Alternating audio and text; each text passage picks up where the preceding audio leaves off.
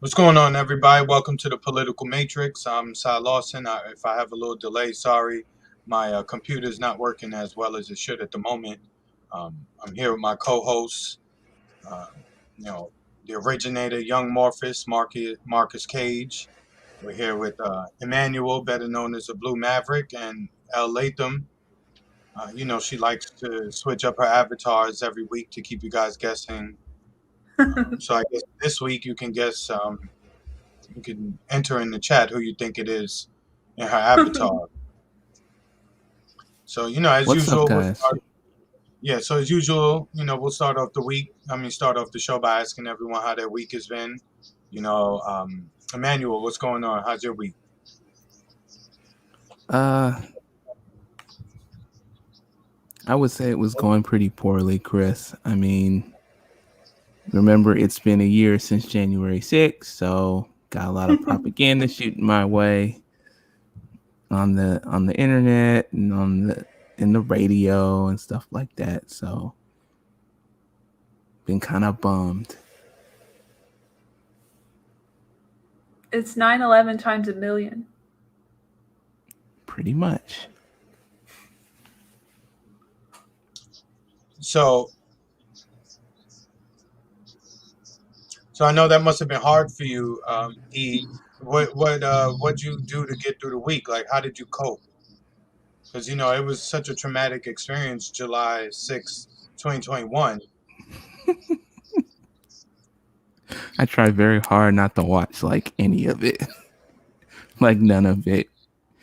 Once they started summoning Hamilton and then that candlelight vigil outside, I was just kind of done. That was insane. I was finished. I was like, I'm out. I'm sorry, like, everyone. I'm just running a little behind. That's just straight foolishness. What's up, Glory? What's up, going Signs? on, everybody? Yes, and as soon as I pop on cam, I'll explain why I'm running a little late. Cool. Yes, the aggravation. I've explained it to the crew. I'm talking about to the audience, but yeah, you can go on and continue, Chris. No, and L. So, how about you? I know this was probably traumatic for you to relive January 2021. So, how did you cope, and how did you get through the week? I know it must have been very sad and difficult. So, you tell us. It's a very hard day. I had a lot of traumatic flashbacks to watching AOC cowering in fear in her office near the bathroom, and just not knowing what was going to happen. And then the guy with the bubble, whatever the fuck he was wearing with the plastic on his head, like, it's just all these images just kept flushing through my brain as I relived that horrible moment in history where democracy died. Democracy died, everyone. There's no more democracy. We're all worse off without democracy, and we need to repent for our sins and, get rid of all the Trump people. Let's see, just get my camera a excommunicate little them. crooked. Yeah, there we go. Here, we'll come on in. Guys, getting a little background in my kitchen. Never forget. Never forget. Never forget. So, Marcus is now on camera. What's going on, Captain? As you heard the conversation, all of us are sharing our, we're reliving the trauma from last January 6th. Well, you know what Kamala said, right? Everybody knows where they were on January 6th. That moment in time when January 6th occurred. It's going to be a day that's going to live in infamy, just like, the dates of 9/11 and, going back to the launch of Pearl Harbor. It's on that type of level to some of these people, apparently. But we'll talk about Game changer. that a little bit more. I figure now we've done our little intro. Let me get a little plug in here for the show. Hold on. Let's go ahead and get this going up and running.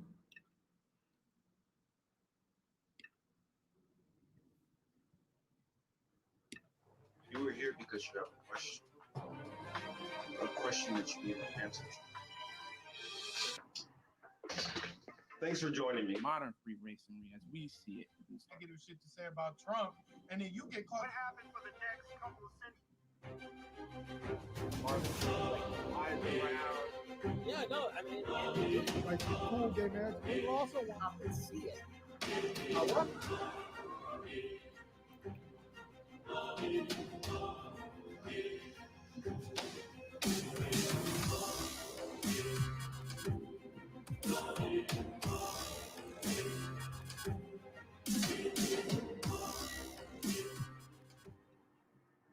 All right, I figured that's the way we'll get it started.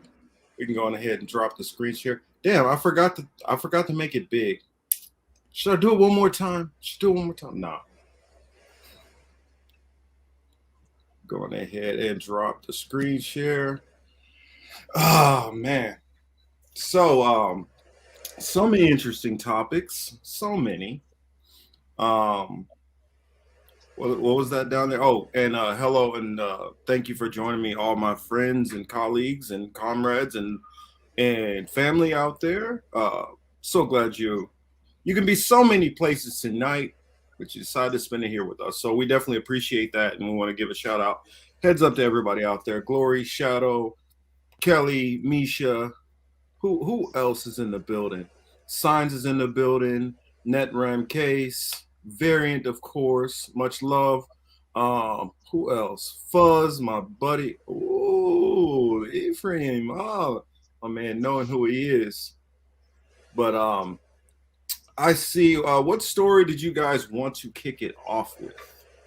We got so many. I guess you know what? Let's go ahead and get the Ahmad Arbery story out of the way right now.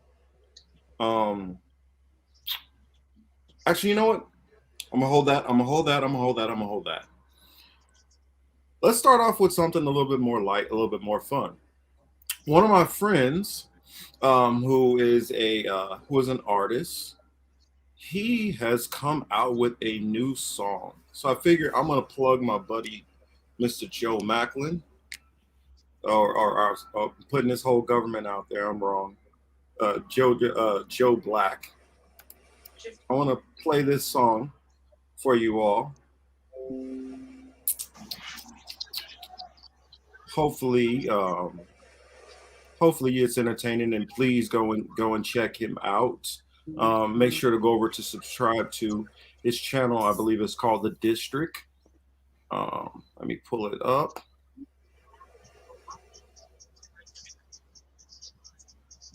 But yes, I've been vibing to this song all week, so I want to share it with everybody. Give them a little bit of fun.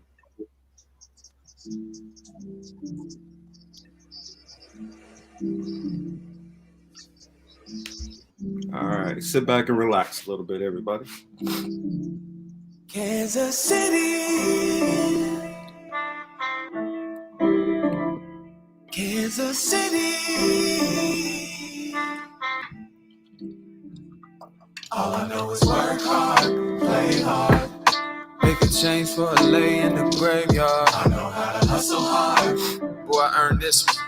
I was destined from the start, and I learned it from Kansas City. We were never top of the list. We gave them the sauce, told them class dismissed. Raised around thugs and ballers, golden parlors. You got a four-door, you got room for all us. Adidas shirt, better match Adidas kicks. We ain't perpetrating, match it up, you know that we the shit. Forget who the weakest is. Sundays we all kings, all chiefs. Swope Park, we been trying to kick it all week.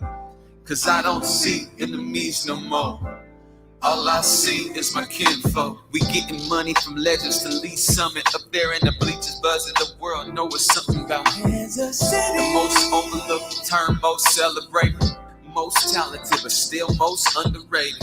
They don't understand what it's like to come from hatred, racism, and nothing given to become the fate. So ride from Gregory till you get to Truman. Out the parallel, keep the city booming. We making money, shit. We might start a union. Gotta pay us for all they ruined. Kansas City. Kansas City.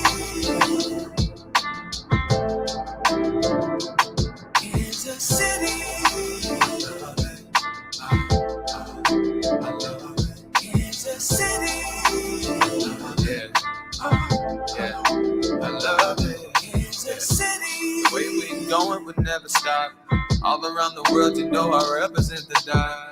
Kansas City, we ballin', ballin' became the call. And still with my day ones in the city, we overhaulin'. It's still Kansas City to the death of me. Guardian angels to Bethany, knew I had to work. It's not a maybe, dog, it's a definite. I'ma win, ain't no pressing me, it's a lot of hurt. All that pain made me tougher, ready to get it. Counting the struggle that influenced every decision. Taught me how to turn a giant to an ant. Put the boot on, ride with me, Kansas City the chant. I hear a lot about Missouri versus Kansas. Who's who, how they acting, and who the man is. What if I told you I'm letting time decide? We ain't really divided, they just profiting from the lies. My parents is from both sides of the line. Mom, Sumner, a cat, dad, Central High. Blessed to be breathing, trying to create a new vibe in these times. In the place we reside, we call Kansas City. Kansas City. Kansas City. I love it. Kansas City. I love it. Kansas City.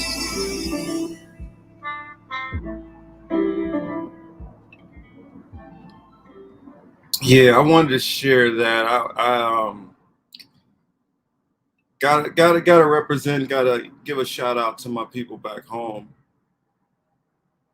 And also that jam has just been on my mind all week. I wanted to share it for New Year's, but I forgot about it. Yeah, there it is, Kansas City by Joe Black. Yeah, and that vibe, it had a nice vibe to it. It's funny if you guys go back and watch. Well, if you see it again, there's a part in there where he shows the high school where we went to high school at. We went to the same high school together, played ball together and stuff. So big shout out to Joe Black. Said, dang, now I want some barbecue. Oh, don't even get me started on KC barbecue. Don't get me started. Not tonight, Kelly.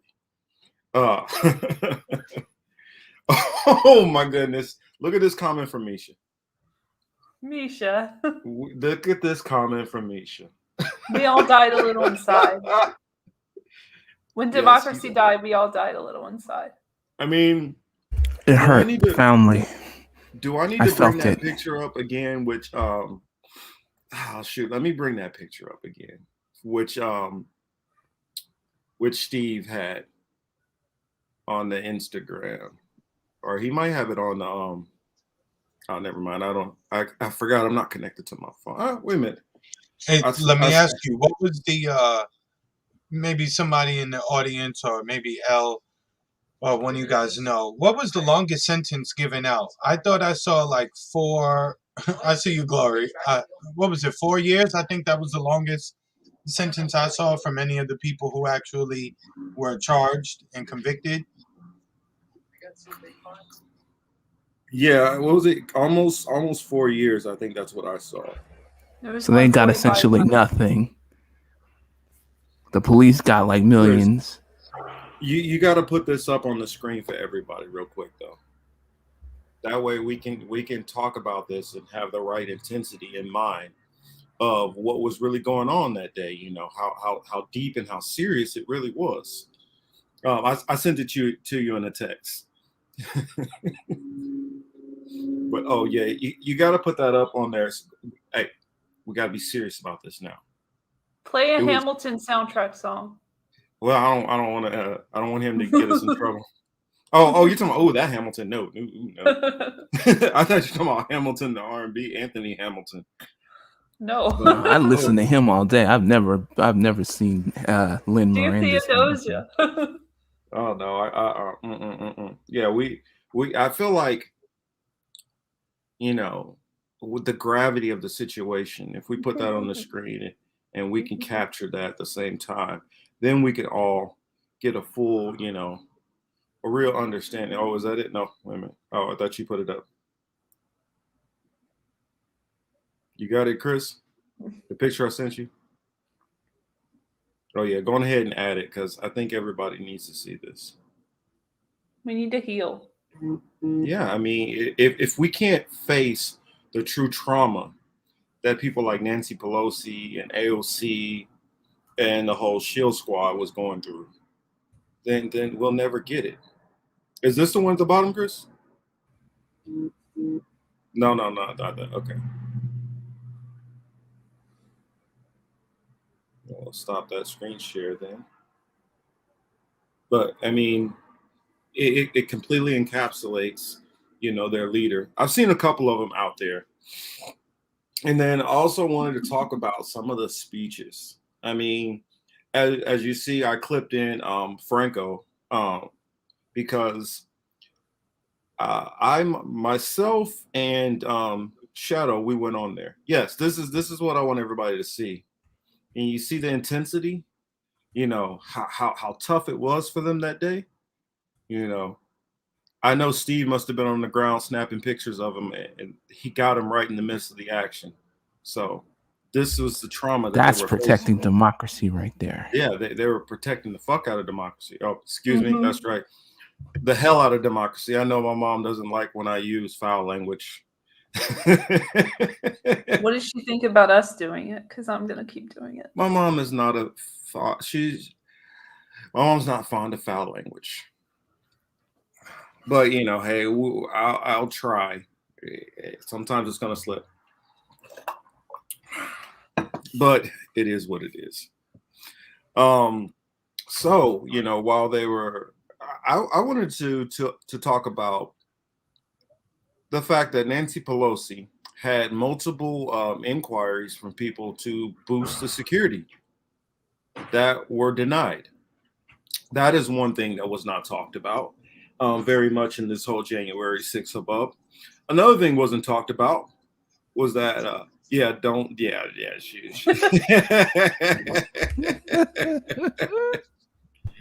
oh my goodness.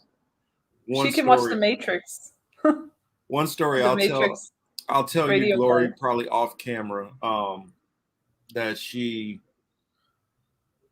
I had a New Year's where I had quite a bit to drink. And I'll go into that story, but yeah, she kind of like never really let me live that down.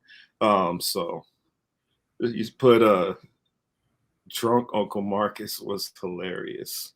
I was supposed to say every once in a while I'll go into rare form just for you all because I love y'all. But the monkey story, do it all classic. the time. Hey, I mean, I'm telling you, the monkey story. And the monkey had I was like, I don't know, that they put some LSD or something in this drink. I don't know what's going on, but I swear to this day, I saw what I saw.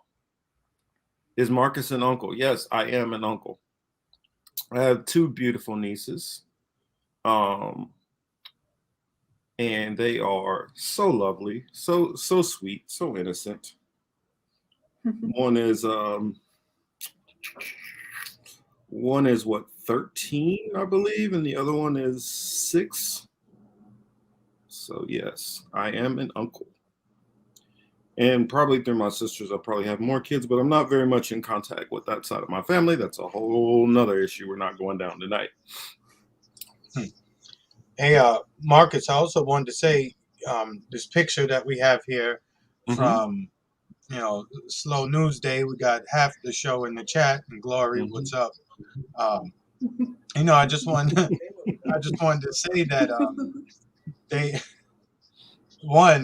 these women deserve like medals of bravery, or I don't know what the the Purple Heart. Is that what you call it? Do you see it? Like the nails are all rough. They had to go rugged for this. Mm-hmm. We got. They had to move a table in real life. Like they had to move a table that was very difficult. Well, they moved a whole lot of tables and apparently a wall and everything, and then found some rifles. And you see, she got her mirror out there to try to make sure to stay down from the fire.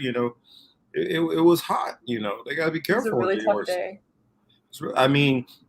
I saw that they built gallows that me and Shadow talked about, that we weren't sure that they were structurally sound to even actually work. But, hey, they did have gallows out there. It could have been bad. It was a rope. We have to be concerned about all the ropes that we see in life. Here, this whenever guy you see a rope, just make sure you tell someone. Of course. If you Here see this guy something, say goes right something. here. Drunk aunties. Uh-huh. Probably some drunk aunties, drunk mamas. At this point, you probably mess with some drunk grandmas too. Wouldn't be surprised.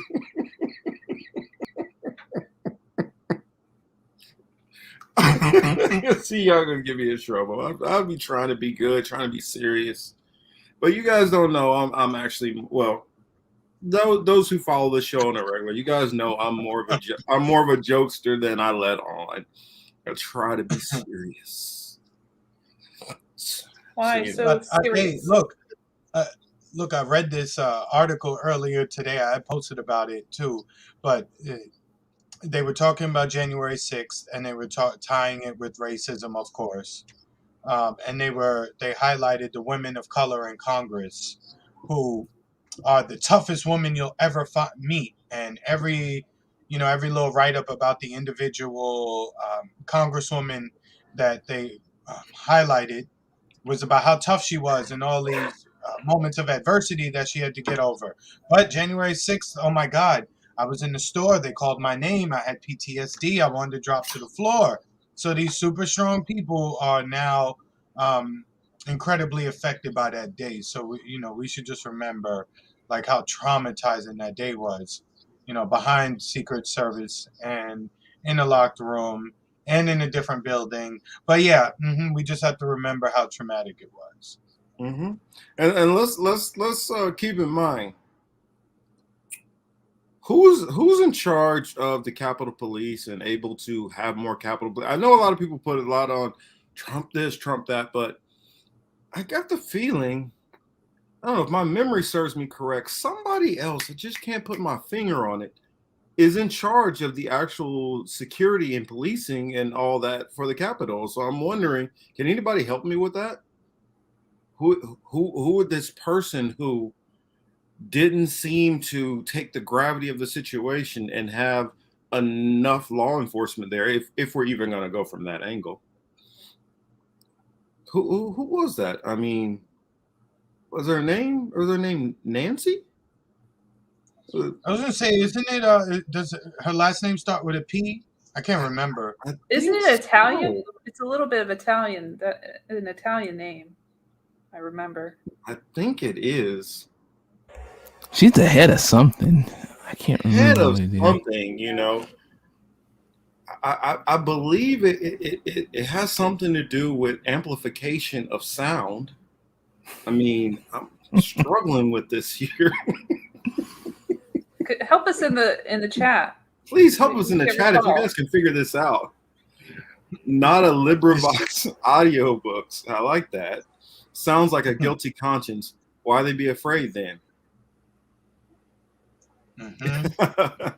But Miss Pelosi, that's who it is. Right.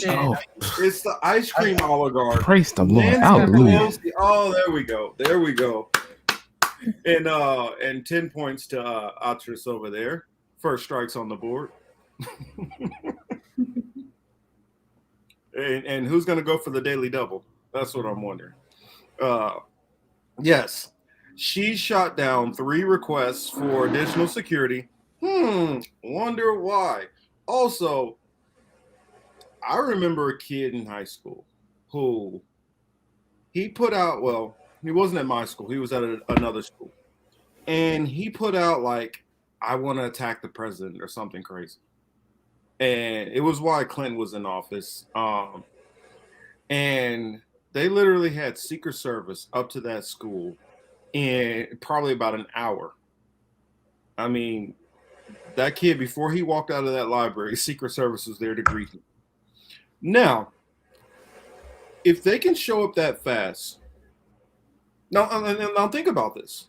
This isn't a high school in D.C. This is a high school in Kansas City. A little plug there. But they managed to get Secret Service. I don't know where they came from, what location, because they had to be somewhere nearby. I'm guessing probably downtown KC-Mo. They more than likely hopped in the car, got a phone call, 15 minutes, and was across town and able to be there to harass a 16-year-old kid about a silly threat to the president, as if a 16-year-old could even have a chance to get close to do anything to the president.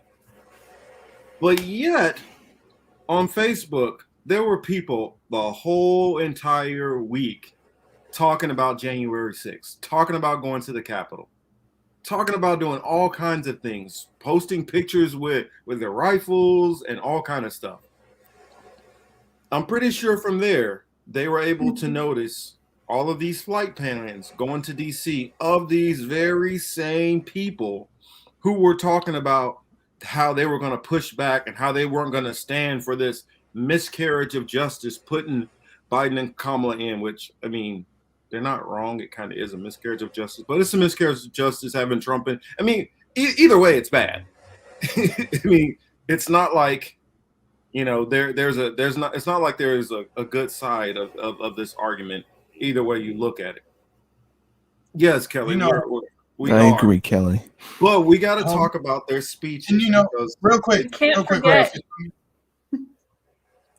No, No, I just wanted to say, too, you know, anytime the media brands something or they come up with the phrase themselves, then you know it's bullshit. So all they do is talk about the big lie, and they say that, and the big lie is that you cheated.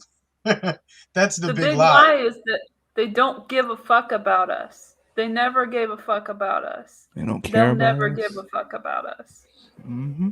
Sorry for the F word.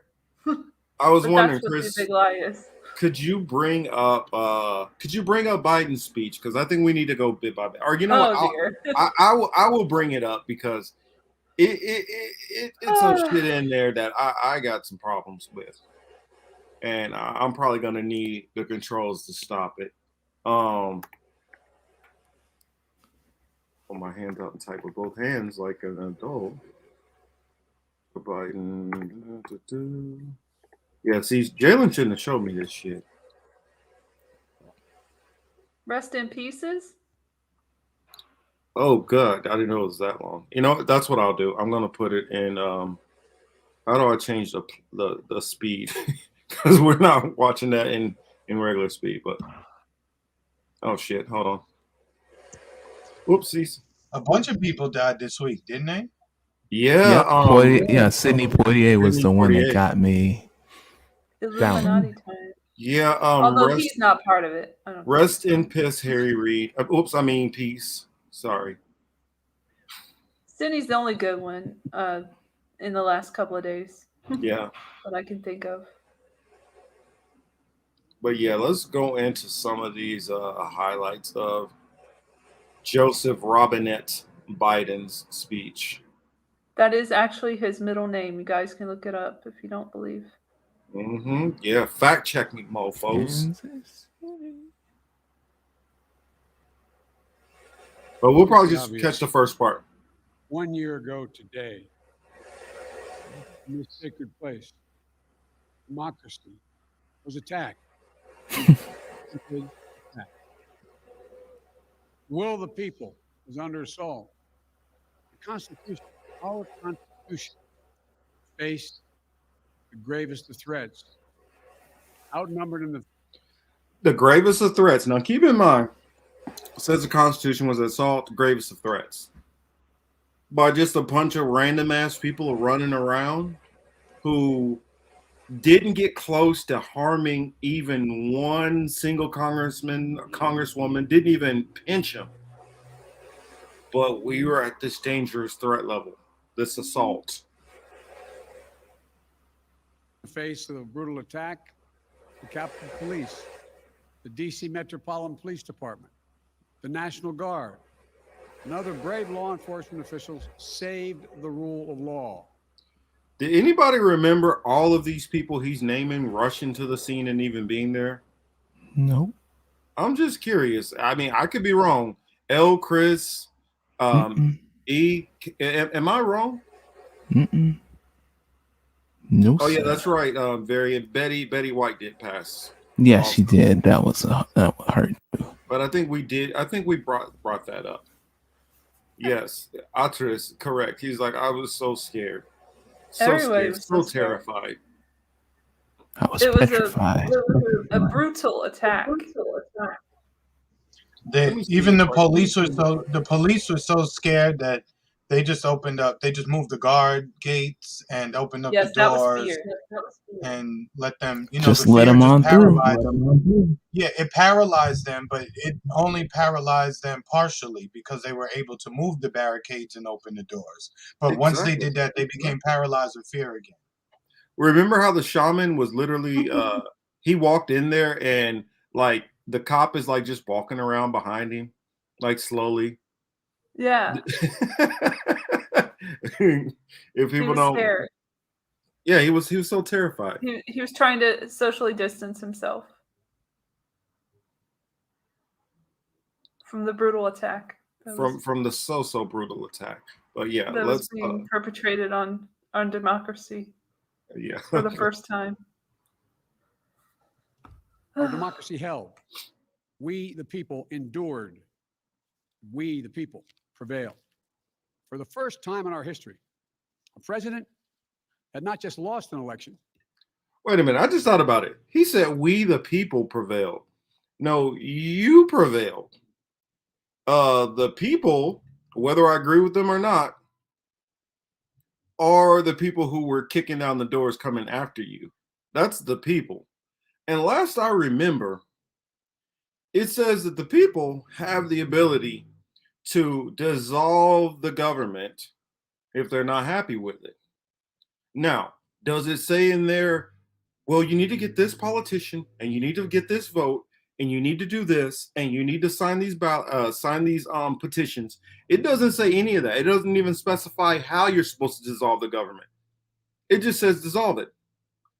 So a nation which was founded on violence, which has proceeded with violence throughout the whole time, why is it a surprise that the people, some of them, not all, would take it upon themselves to try to dissolve this government by violence?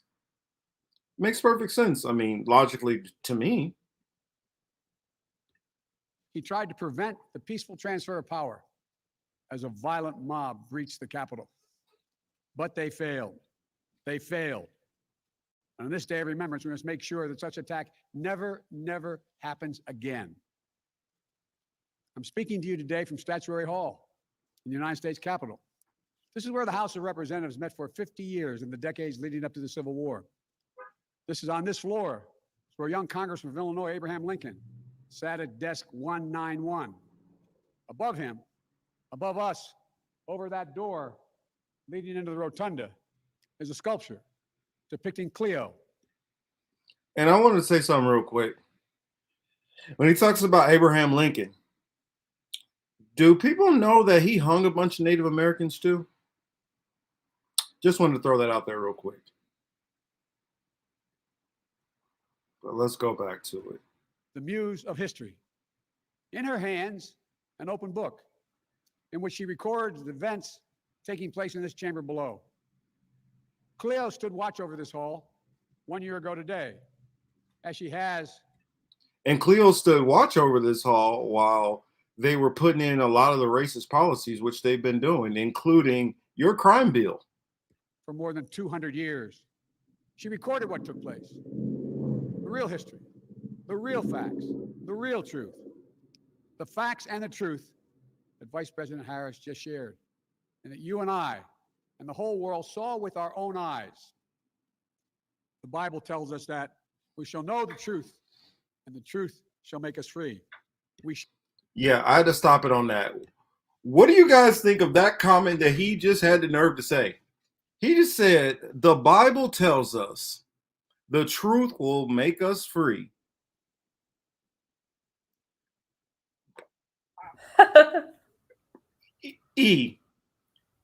What do you have for me, man? I got nothing. I'm glad I missed all of this, man. I watched the whole fucking thing during work. Nation of liars. I know. Good for you, El. I couldn't sit through it. Yeah, I don't sit through nonsense. Nonsense is hard. I had to wipe so many tears away as I watched. I felt sympathy for all the nonsense I was listening to. I could not watch it anymore. Exactly, Fuzz. Gross. This nation, this president of all presidents, having the nerve to talk about the Bible and truth, while literally think about it. I'm gonna go vague and be careful. While he's trying to talk about liberty and freedom, while literally forcing people to do something at the same time, talking about truth while censoring people and keeping actual full dialogue. I mean, think about it. We just had Dr. Robert Malone, who was stripped off of Twitter and somewhere else, I believe. What was it? The Joe Rogan interviews that were snatched away. And this dude's gonna talk about truth? Truth? Really? I mean, Elle, you got anything else on that? It gets worse, but like we're probably not going to get to the really stupid shit. Well, let And me he had know. another I can speech where skip he ahead. struggled again too. Do you have a timestamp, Bill? No, I I can don't skip care ahead. enough to do that. and then because I'm holding for one more thing. I'm pretty sure Glory knows where I'm going with this. But there's something else that I want to hear him say, and then Kamala says something also that I'm like, yeah.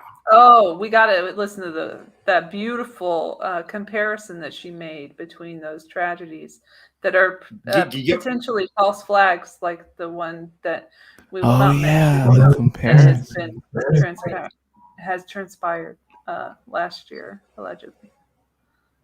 Okay. That's the only thing they have in common. Well, here is the God's truth about January 6, 2021. God's truth. Close your eyes. Go back to that day. What do you see? Some bullshit. Rampaging, waving for the first time inside this Capitol. Confederate flag that symbolized the cause to destroy America, to rip us apart. Even during the Civil War, that never, ever happened. What? Whoa! Wow! What? Straight lie. What? No. What? There it is. There it is. This is dude. That's the bullshit line. Did this dude have the nerve? I had to do a double take on that one. Did this dude have the nerve to talk about we were divided? Yes. Let me. Ooh. There we go. Bringing out them scriptures. That's what I'm talking about. They don't know about that though, fellas. They do not know. Most of them have never even heard of the Apocrypha, let alone what's in it. No, Kelly, they were left out, as were the agnostics. This dude said, that dude literally just said that we were never as divided. Did you forget like that? You're like, are you forgetting your mentors were segregationists? He's a segregationist now and before. I mean, you were the ones who said you didn't want blacks and Chicanos going to school with your blue-eyed son. You said that. And you talking about how we were never divided? We had several waterfalls in this country. The North was separated from the South. In fact, not only were they separated from the South, but even the North, they still had slaves. Let's not just put this all off on the South having slaves. The North had slaves too. Mm-hmm. I mean, and here's the thing. After Emancipation Proclamation, there were still 2 states which were allowed to keep slaves for additional 2 years. One of those was Maryland. That's in the North. I'm like, yes, Elle, you got it 100% correct. His God is Satan, and which people don't realize, in the Bible it does say Satan is a god. God doesn't look at the room. Look at the room he's in. Look at the checkerboard floors. I ain't, I'm just saying. Yeah, no, go ahead. Say a little bit more on that. Some kind of ritual right here. That's what the fuck this is. This isn't for us, for our enjoyment. Exactly, Kelly. And this guy talks about how God, But yet he has all these statues and idols all around him. Which all is against the around him. rules. Yes. But Have you no know, but idol we before got to remember we're dealing with a Catholic here. And I'm sorry Mhm. for any Catholics in the audience. I'm about to berate you just a little bit. Catholics are the most idolatrous of Hey, Abrahamic take it easy. religion. I'm getting offended. I'm getting offended. All right, please. He Some of my supports Catholics, you know, abortion too. He's a good Catholic. please say some Catholics, not all. Please, I'm offended already. I'm about to leave the panel. Okay, please. It's hard enough talking about January 6th. We can't offend Chris any more than. And this country, he talks about Kelly says that I guess he's not addressing we atheists. Yeah, he's No. decided that the whole nation Everybody's Christian. is a Christian and they all believe exactly what he believes. That's what he's decided. So you don't have a That's choice. what's written. That's Kelly, what's written in the He script. You're wrote now it. a Catholic. That's what he wrote. You're now a Catholic. He didn't write And that. since I'm not a Catholic, I don't exist on his spectrum at all. Let's just put that out. Yes. Exactly. The nerve. Yeah. That man. I'm telling you. It gets worse. I can't remember how it worse does. it got. I just kind of like fainted in my head a little bit. Oh, Hunter Biden's laptop disagrees. And we That got didn't Jimmy in the happen. house. That doesn't exist. I don't know. Yeah, that's propaganda, and you know the NBC and CNN. You know, you're not supposed. They already told us that that's not true. So And all the fact checks who are not opinionated at all. Oh, there we go. Thanks for clearing that up. He just means whites have never been that divided. Ah, that makes a lot more sense. There we go. It's there all we about go. the white people. Well, They're the we got to remember we're dealing Bless with the white segregation people. still. You know how his mind works. He's like, oh shit, I forgot. There's those other people here. What do we call them? Whatever, the non-whites. I forgot those people. Surprisingly articulate people to him. The non-whites and women. That's that other group, right? Yes. And he's not even a good reader in chief. And you know I could tell you he's not a good reader in chief because they often sometimes they'll say one word and then they'll say and then the other word, which sounds very similar to the word they just said, because that first word they fucked up. And so they'll just say and to put in the actual word so the teleprompter keeps going. Oh yeah, that's right, Tokyo Skimp. You got me. My ring light teleprompter, that's how I know. Since I've been staring down. I must have a mirror somewhere which I'm reading the reflection of it.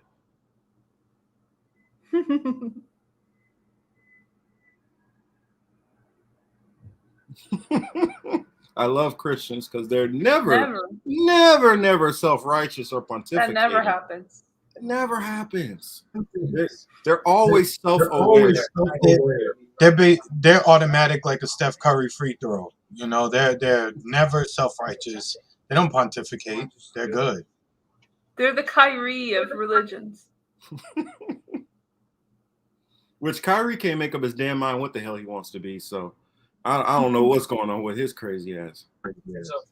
Oh, me neither. But you saw they broke down and let him play this week, right? What? We were talking about Kyrie Irving. That's what I was referring to. I thought you knew. He did a really good they let job. him. I don't know the term. It's a but he did miracle. really well. Yeah, they let him play. He put up 22 and they got a W, you know. But again, he can't play in California and he can't play in his home city of New York. So he'll just play on the road.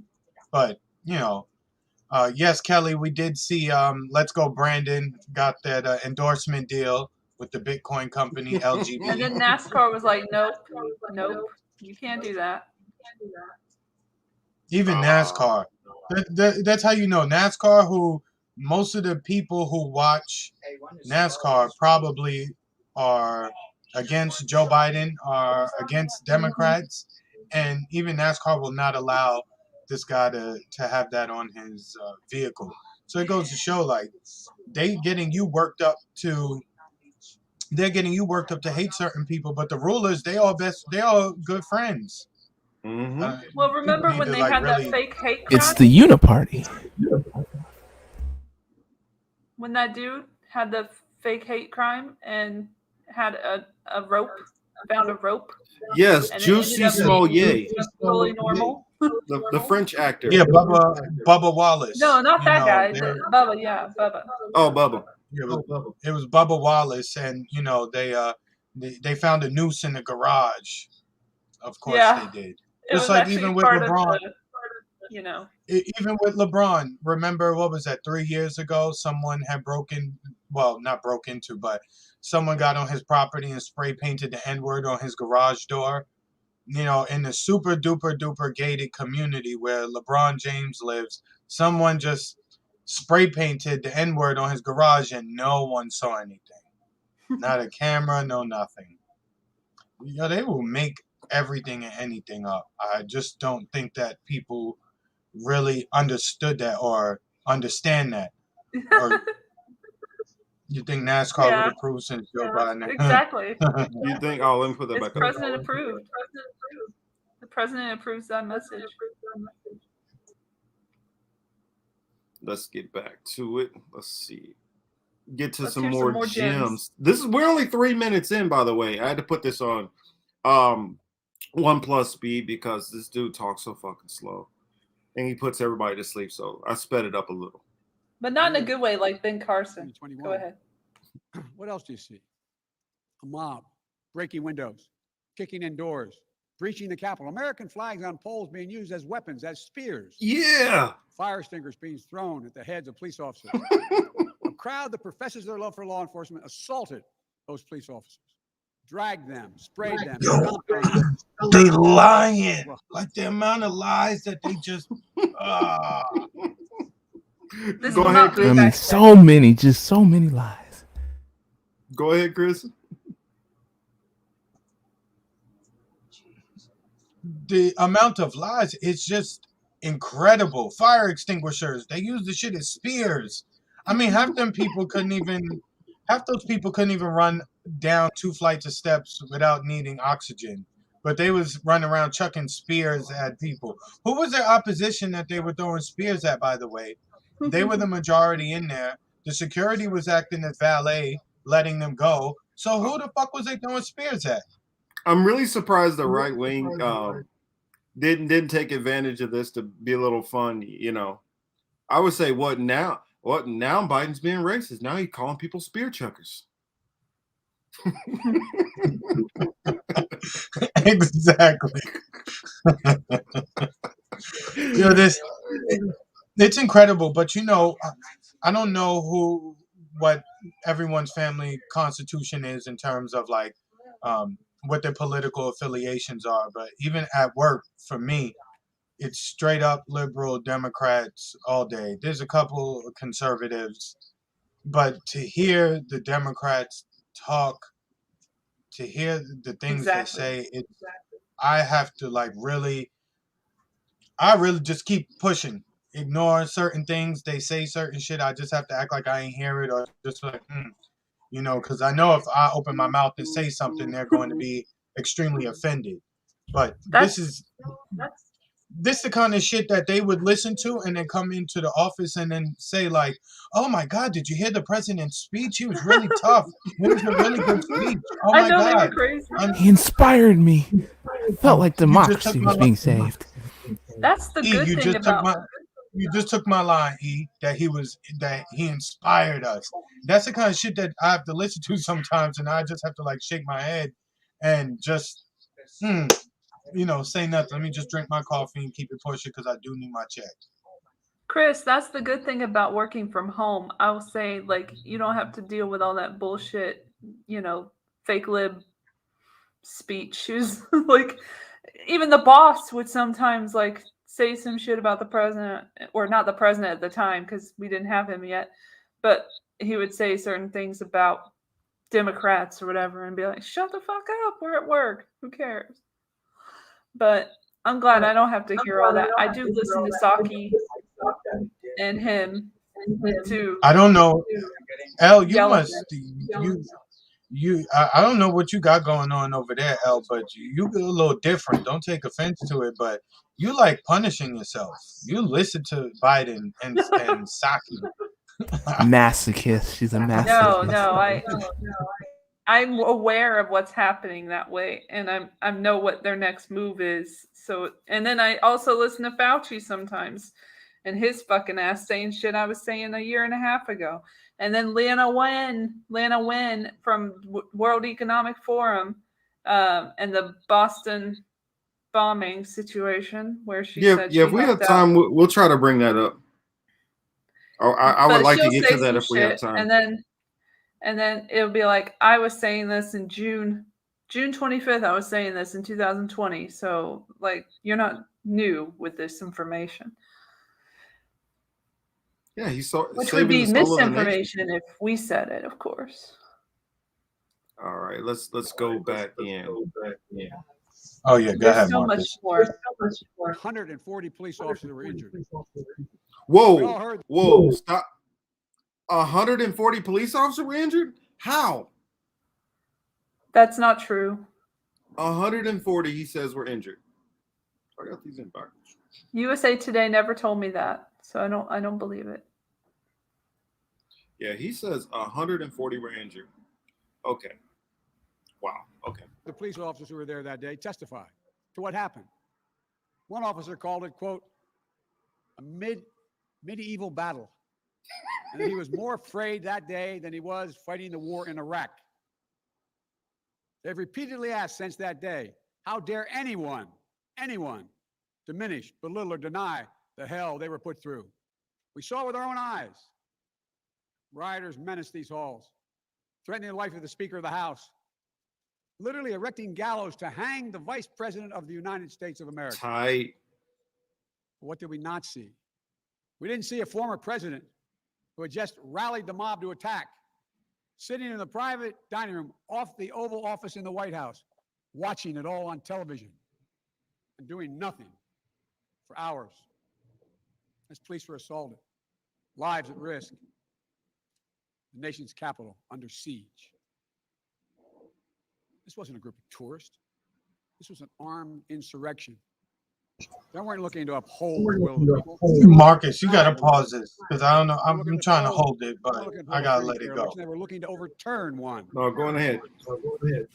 No, I was gonna say he made the comment that he talked to some cop or somebody there who said that day was more traumatizing than his time in Iraq, where there was actually a good chance of you getting shot.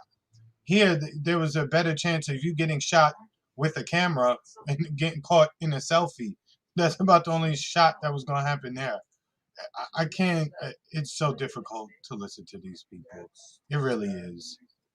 Yeah, I mean, I don't know, man. I don't even know what to say when I hear people say the shit that they're saying, and like that guy. I don't know if they paid this guy or what, but to try to, I mean, unless you spent your time, in the green zone.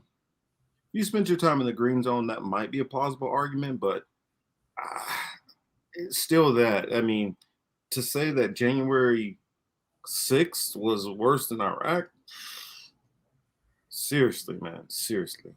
And they're only talking about Kamala's comments when he was saying that shit and getting away with it, and nobody was taking any offense. And then all the lies, of course, on top of that. All right. Yeah, who's Sareem's in the room? Is he like being sarcastic or is he just really trying to troll? I can't tell. It almost seems like trolling, but I'll let them have fun. Yeah. Go ahead. Because they're referencing. No, anyway, I don't want to jump to the next one. We'll finish with this. Go ahead, Marcus. Yeah.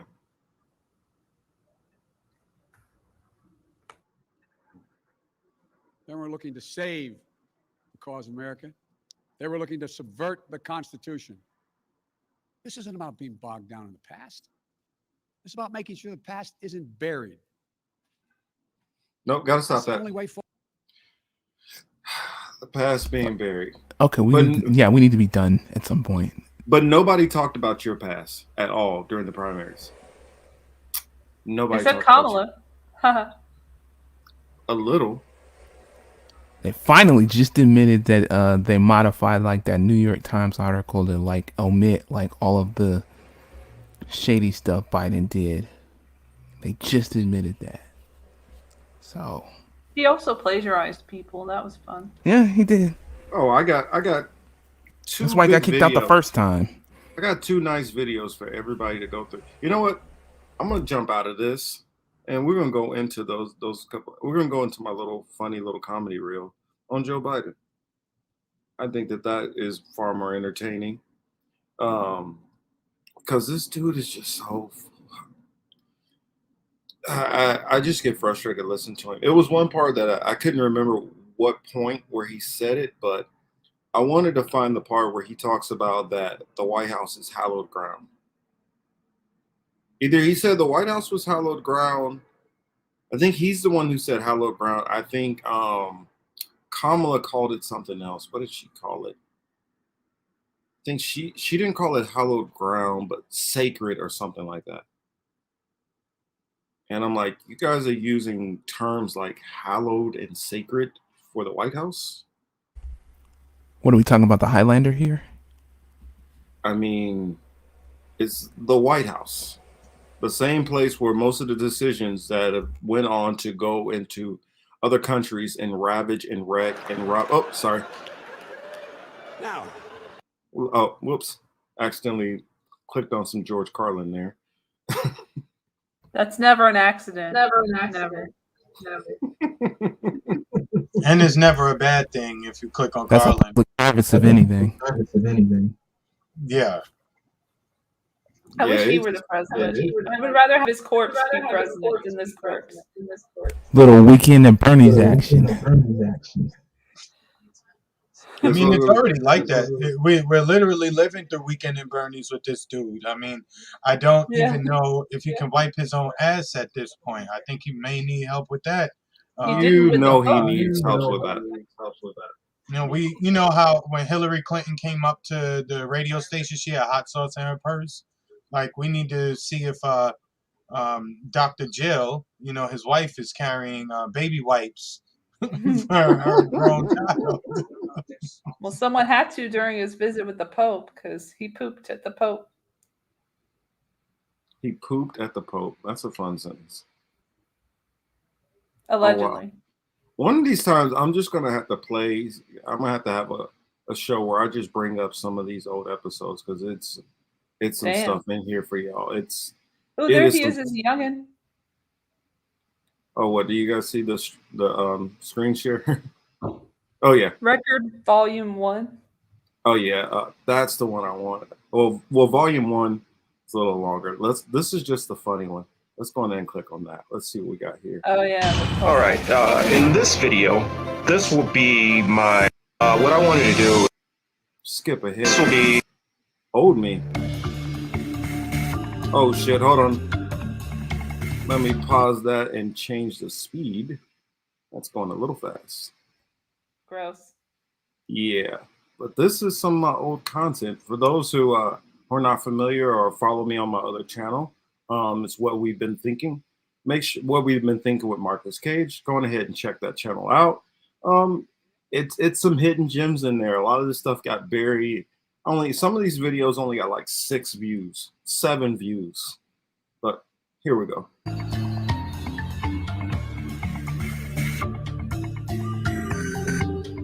Oh, wait a minute.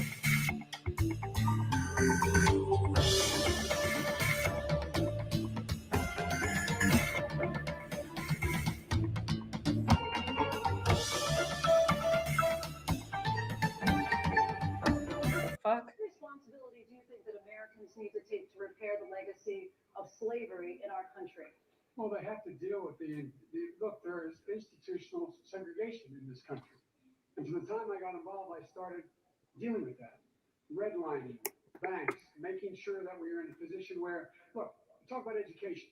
I propose that what we take is those very poor schools, the Title I schools, triple the amount of money we spend from 15 to 45 billion a year. Give every single teacher a raise to the equal raise to getting out the $60,000 level. Number two, make sure that we bring in to help the teachers deal with the problems that come from home. The problems that come from home. We have one school psychologist for every 1,500 kids in America today. It's crazy. The teachers are, I'm married to a teacher. My deceased wife is a teacher. They have every problem coming to them. We have to make sure that every single child does in fact have 3, 4, and 5-year-olds go to school, not daycare, school. We bring social workers into homes and parents to help them deal with how to raise their children. It's not that they don't want to help. They don't know quite what to do. Play the radio. Make sure the television, make sure you have the record player on at night, the phone. Make sure the kids hear words. A kid coming from a very poor school, or a very poor background, will hear 4 million words fewer spoken by the time they get there. There's so much. I'm going to go like the rest of them do, twice over, okay? Because here's the deal. The deal is that we've got this little backwards. And by the way, in Venezuela, we should be allowing people to come here from Venezuela. I know Maduro. I've confronted Maduro. Number two, you talk about the need to do something in Latin America. I'm the guy that came up with $740 million to see to it those 3 countries, in fact. I had to stop that there real quick. Hold on a second. This dude said, I know Maduro. I know Maduro. Who the hell is Maduro? If you know the man, how can you not say his name correctly? And then he said something to the effect that I confronted him. Confronted him what? When? What'd you say? Man, please. Sign says, where is Gravel? Of course you know they wouldn't let Gravel on the stage. Hell no. They were scared of Gravel. And did everything in their power to get him off the stage. Mm-hmm. He wasn't even that big a deal. You're all acting like we just discovered this yesterday. Thank you, Mr. Vice President. Secretary Castro. Thank you very much. Well, that's quite a lot. You want a partisan here? A week before, he said Biden's got a big corruption problem. Yeah, that's a talking point. That's a talking point from the Republicans. There's no basis of fact for that. Well, he's got to back it up with facts. Okay, I got the article. Disinformation. Okay, that's your opinion. I want to read it because he apologized Bernie apologized for this article written by someone on his staff. Yeah. I said, why would I at least read it? I don't know why Bernie apologized. It's not a personal attack. Here are some of the quotes. Independents and people who might stay home will look at Biden and Trump and say they're all dirty. Joe has perfected the art of taking big contributions, then representing the corporate donors at the cost of middle class and working Americans. His career was bankrolled by the credit card industry. He's from Delaware. Kind of true. Yes. With Biden, we are basically handing Trump a whataboutism playbook. Trump doesn't need voters to love him. He just needs to convince people the whole game is ugly. Bill, how many And people Hunter Biden with his $50,000 a month job and a business he knew nothing about in there, yes, that is what they do. Here's my problem with what happened there. How many people do you think actually read that article? Well, now a lot. No, very few. Now that you read it, a lot more. I watched it. I can't read it. Now cut a really nasty negative ad against Bernie Sanders, going after him for lying about Joe's record on Social Security. Let's take a look at that. As Democrats, we can't launch dishonest attacks against fellow Democrats. We have to beat Donald Trump. Now Bernie's campaign has unleashed a barrage of negative attacks on Joe Biden. They've even accused Joe Biden of supporting Paul Ryan's cuts to Social Security. Bernie's campaign is not telling the truth. Well, this opened the floor, pretty brutal. This opened the floor for Sanders to hit back, which they did last night. Let's take a look. When I argued that we should freeze federal spending, I meant Social Security as well. I meant Medicare and Medicaid. I meant veterans benefits. I meant every single solitary thing in the government. And I not only tried it once, I tried it twice, I tried it a third time, and I tried it a fourth time. Well, we've got some bad news for them. We are not going to cut Social Security. We're going to expand. As president, what would you do to stop the bleeding, to stem the flood tide of exported jobs in this country? First thing, I wouldn't provide for any trade agreements that didn't include labor protection and environmental protection, because that gets us in a race to the bottom. If you're able not to have environmental protections or labor treatment of fair labor treatment in other country, you can just drive wages down to the bottom, and we lose our advantage. Number one. Number two, I would invest in a national healthcare policy, because right now American manufacturers are at a significant disadvantage. You build a Buick Skylark in my town of Wilmington, Delaware, at the GM plant, and you build the same stock Skylark up in Ontario, Canada, you can sell the one up there for 14% less, because they have a national healthcare system. It's not all the rest of the company. Oh, sorry. Hold on. Let me get over there and click that out. But in 1992, when the internet... Sorry about that. That's one of my channels, and so mine's on autoplay, so it automatically puts what I'm going to listen to more than likely. But that's just a little taste of it. Sorry about the volume in certain areas. My editing skills weren't always the greatest, so especially not when I was first started doing it. But I believe I've definitely improved over time. So hopefully, that's just a little bit. The first video, I don't know if you guys saw, it's like 45 minutes long, in little clips just like that. I know, Elle, I noticed that you said, what the heck was that when you saw him sitting in the big lifeguard chair? Do you remember that moment? No. That was when he was trying to pose as a. That was the lifeguard angle, right? He was trying to. He was trying to cover the corn pop story. The corn pop story. Yep. Lifeguard, corn pop. Good old corn pop.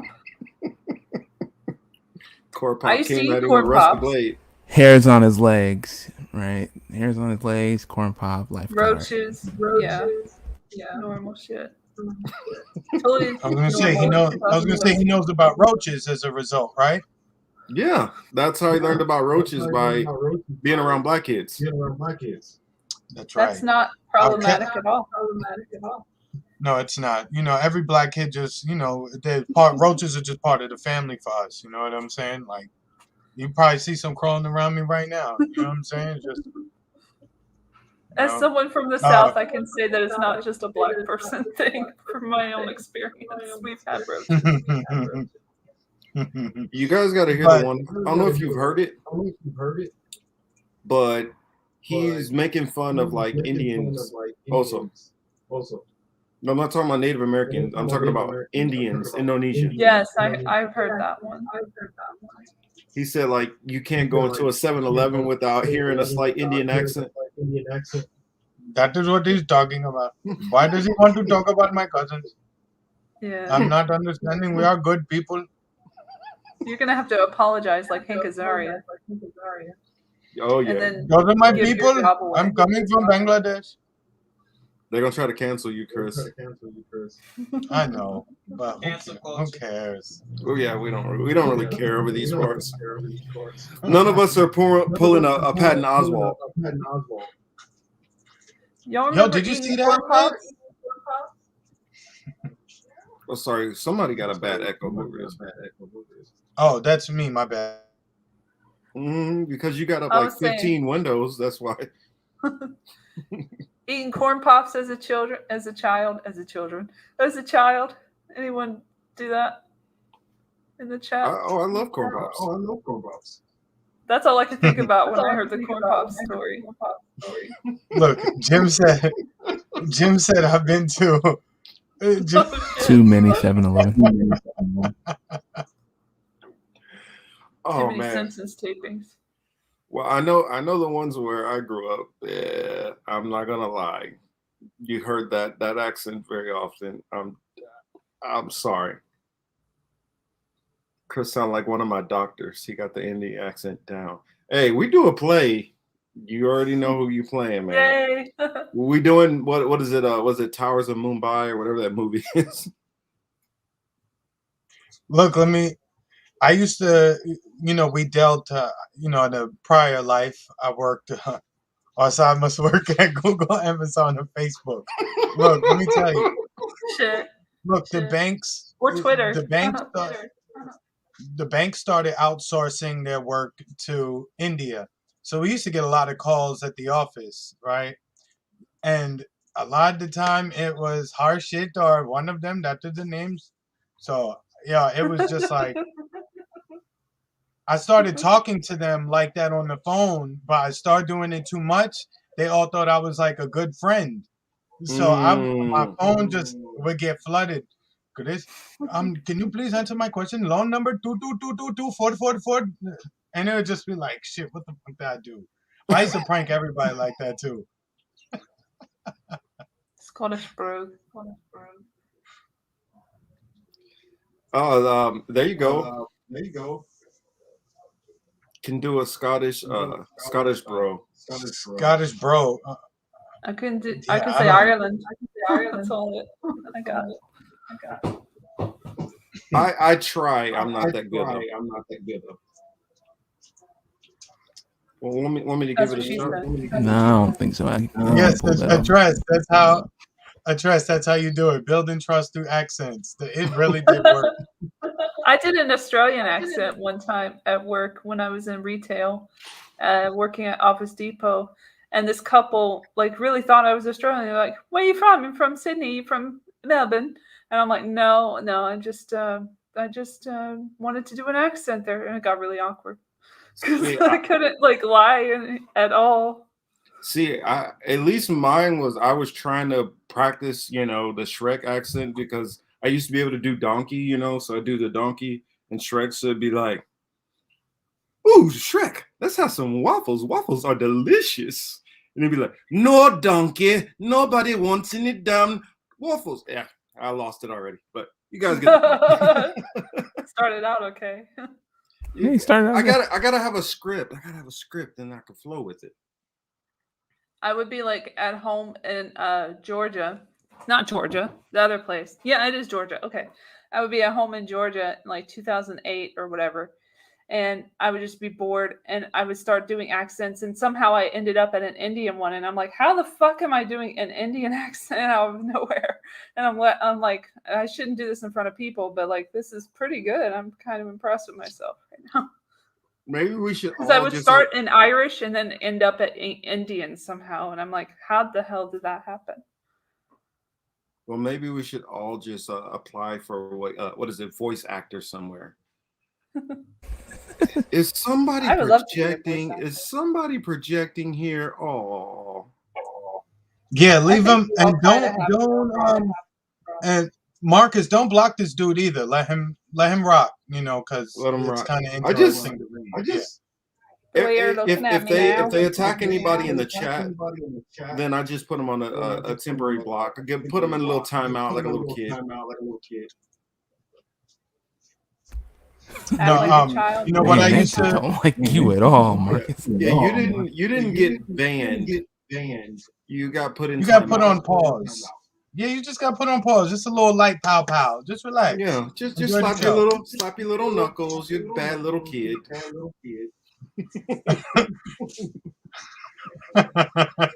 Atrez, is your warranty?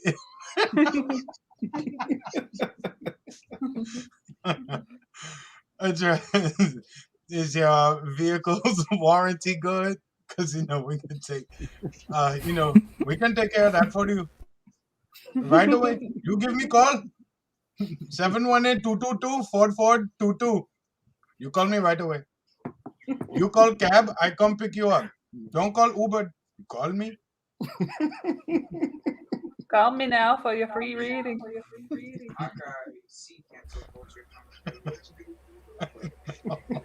Miss Cleo, call me now. Call me now.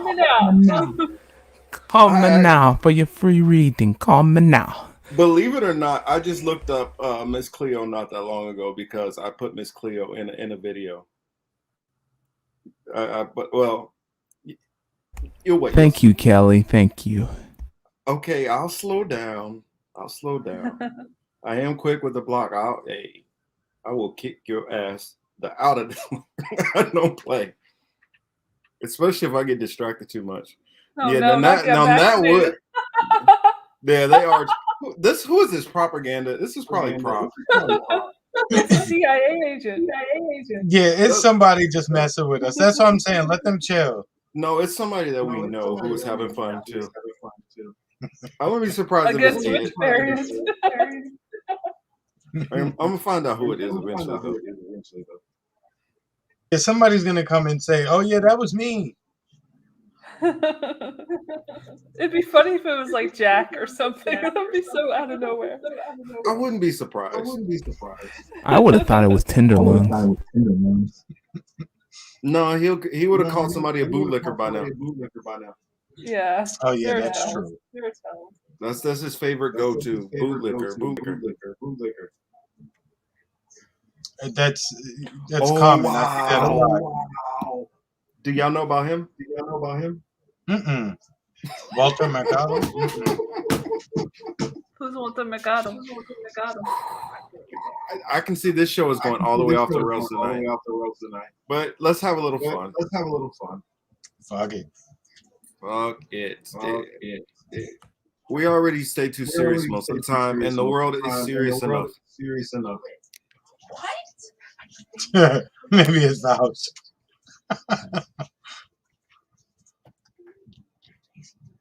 Yes, those parents know about this.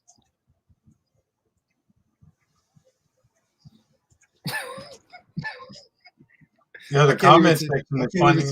The comment section is funny. You're killing it, man. I love it. Yo, she said variants and Marcus rage blocking and shit. Yo, they're turning against me and shit. Got a mutiny going on here. I'm telling you, that shit is funny. But I mean, anyway, we do kind of try. Here it is. You gotta see this. You gotta see this.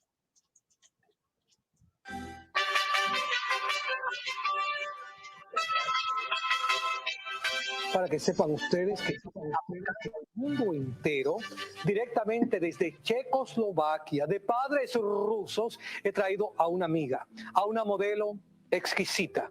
Su nombre significa oro, pasión y amor. Zlata. Con nosotros, Zlata. Ella va a servir de modelo para recibir toda esta energía positiva del amor, para conquistar, seducción, belleza, encanto. Aquí la tenemos. Y ahora vienen los ingredientes. Sácale punta al lápiz para que escribas todo lo que tengo para ti. Misterios y secretos. El melao de caña para la sabrosura. Esas mujeres que están así deprimidas, que el esposo se les fue y que esas muchachas que dicen, ¿cuándo me llega el príncipe azul? Un poquito de melao de caña. Eso endulza la vida de cualquier persona. Es el extracto de la caña de azúcar. No puede faltar. Aquí tengo de mis ingredientes sagrados, tengo la esencia de la canela. La canela es un afrodisíaco natural. Con unas gotitas basta y sobra. Además, es muy perfumado. La canela que nunca falta en tu baño de la buena suerte. También tenemos la miel de ochún. Ochún yeyeo. Entonces tú coges y le echas tu poca de miel. No te vas a sentir emplegostada ni cosas semejantes, ni emplegostado. Porque todo es en pequeñas cantidades. Y si es de Walter Mercado, te garantizo que tiene mucha calidad. Agua florida de Walter. Es la que yo recomiendo, pero no es la mía. Yo la preparo, no. Es que sencillamente tiene mucha calidad. Aquí tenemos para perfumar nuestro baño. Te vas a hacer una celebración a tu cuerpo, a tu corazón, a tu espíritu. Si tú no te celebras, ¿quién te va a celebrar? Aprende a amar tu cuerpo, que es el templo de Dios. Y sentirte feliz de que Dios te dio un cuerpo para disfrutar. El placer no es pecado. Depende cómo, dónde, cuándo y con quién se haga, ¿no? Bien, seguimos por acá. Champán, bueno, de acuerdo al bolsillo. Champán si tienes. Si no, champán, para que todo esté efervescente en la vida. El champán es muy importante. Si tienes champán, sidra. Y si no, una cerveza. Lo importante es que algo que tenga burbujas. Para que Why does he look like the Joker with like people makeup on? Y para un toque final, para embriagar de Is that his amor thing? al hombre o la mujer de tus sueños. He's just a rough, feminine looking man. Tinto.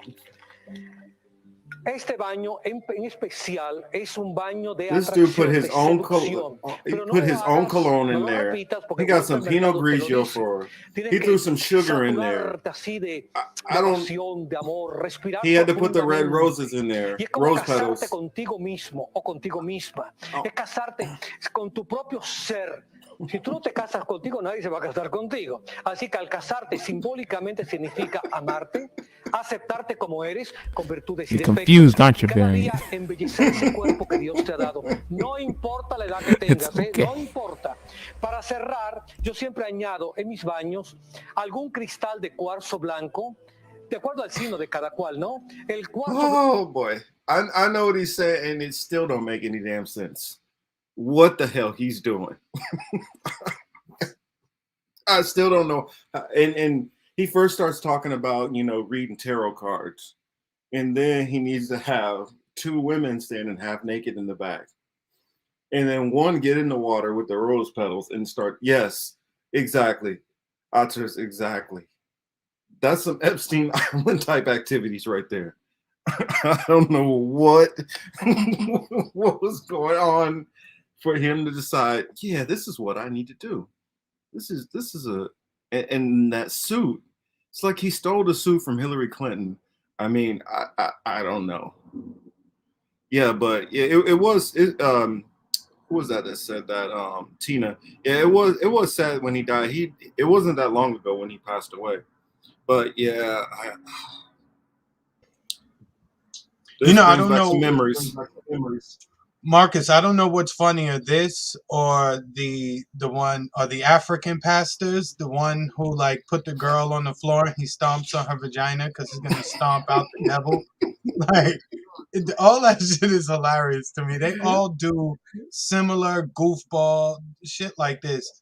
And the funny part is it's our elders, our grandparents, our aunts and uncles who like watched that and were, like took it serious. Yeah, We're the generation that looks at it and it's like, yo, this shit is nuts. Oh yeah, and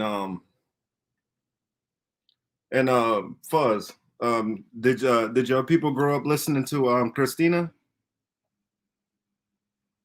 Let's say I know I got a couple of Latinos out there. How many listen to Christina? I used to watch Christina a little bit back in the day on, was it Univision? I can't remember. Univision, yep. Yeah, Univision. And then after a while, she was on Telemundo also, so she was on both. Yeah, when I was bored on a Saturday, I would watch some Christina. And there we go. There we go. Yeah. On the daily, yes.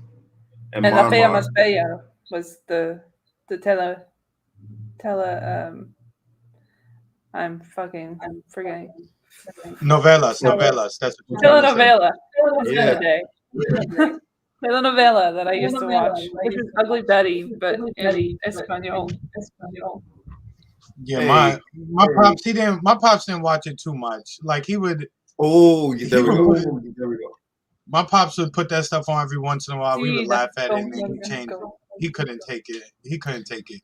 Hey, for those who actually who like the telenovelas, a really good one, believe it or not, I watched the hell out of this. Now, mind you, the first couple of episodes starts off pretty slow, but Patron de Mal, go check that one out. It's about Pablo Escobar. Some of the little action scenes are a little cheesy, but if you want to get an accurate kind of depiction of him, that one is dope. And then another one to go look up, he said El Chacao. Ooh, that was kind of bad. But another one that I love was La Reina del Sur. That one was a good one, the Queen of the South, which they've mixed into the American one is garbage. Just sorry, it's garbage. Did you ever watch El Gordo y la Flaca? What was that? Yeah, what was that? El Gordo y la Flaca. Oh yeah. Mm-hmm. I won't lie. I had a little crush on the female host. I used to watch it before I went to school.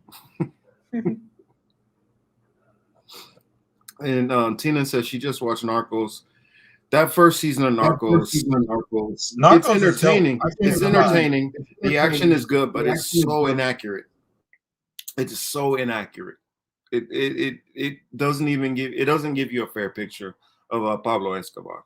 So I liked it for the entertainment, but if you want you want to get a good depiction of what happened, and they actually used like almost a full Colombian staff, and so it goes into all the stuff that was going on, and it builds up instead of just a, action, quick, done. That's what they did in Narcos. It's my only critique about Narcos. Narcos is wildly inaccurate. on the Cali cartel, it's just inaccurate on all of them. It's entertaining, but it's inaccurate. I'm one of those people where I watched a lot about mobsters and gangsters, so I don't know why, but that was my thing. Sorry to go way off topic there, but hey, the chat's enjoying it, so hey, we'll keep rocking with it. What else interesting that we got to talk about there? You said what is it called? So you can look it up. El Patron de Mal. It should be on Netflix. And the actor which they use, like in Narcos, they don't even really bring up his brothers. They don't bring up all his sicarios.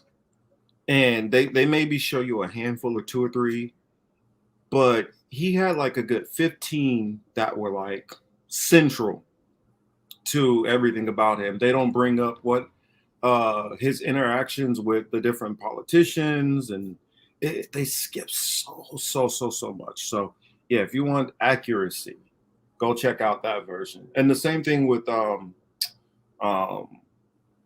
Reina del Sur. Same thing with that one. That's way better than the Queen of South. But yeah, I lost my my co-host. I don't know what I'm talking about here. No. Did you ever watch Breaking Bad in Espanol? I think I watched the first episode and then I kind of tapped out. Well, my thing is, if a show is filmed in Spanish, I'm gonna watch it in Spanish. If it's filmed in English, I'll just watch it in English. There's I watch no need everything to switch it in over. its original language. Yeah. I never do. Even the because lately I've gotten more into watching some of those like Korean movies and stuff where you got to do a lot more reading. Oh yeah, I love Korean. And because I got used to having to do that when I was overseas, like I'd be in Greece and some of these other countries where I have no clue what the hell they're saying, not even close. I and one even thing put on the subs for English stuff now. I don't even care. Like I'm so used to it. Well, I only put it on when I'm watching TV at night because I gotta turn it down so low and my hearing's not as great as it used to be. So I have to read it. I used to, this is sad, but like when I lived with my father as an adult, I had the couch to sleep on because he never gave me a room. That's another story. But I would watch South Park and he'd be kind of like mean about watching TV all the time or whatever. So when he's like in his room and trying to sleep, I would like turn on South Park to watch, and I would just watch it with the subtitles on or the captions, and then I wouldn't listen to it, but I would be reading it, and that would be my entertainment for the evening. Let's see. Chris sent me something. Let's see what it is. This will be interesting. I understand and I do wish to proceed. It's going to be something obviously good if you got to do a disclaimer just to watch it. Let's see. Video. Oh, wait a minute. Wrong button. Oh, no. Back out of that. Ah, okay. That's how I do that. Yep. Learning new shit. And screen share. I like I like Marcus learning how to do it because he excited. You can see Marcus excited, like, oh yeah, I can do this shit real quick now. What the hell, Kelly? Wow. I gotta see what y'all talking about. What y'all talking about? Ooh, we love that. I can watch and understand The Predator and Espanol. Oh yeah. It's That's not a not lot what of I was dialogue to referring that to. movie either. I know, right? It's not a lot. It's entertaining though. Living Oh, I did. Whoa. Oh my goodness. Oh, my dog, baby. Okay. I get in the rhythm. Sir. I leave the scissors from here. I'm not gonna put this that on is where we widescreen. begin to tell people in worship, lift up your voice and tell the Lord He's good. So at that time, lift up your voice and worship the Lord. I'm changing her from the bed. I'm leaving this place and I'm coming to this part of the bed, just the edge. From the scissors. What?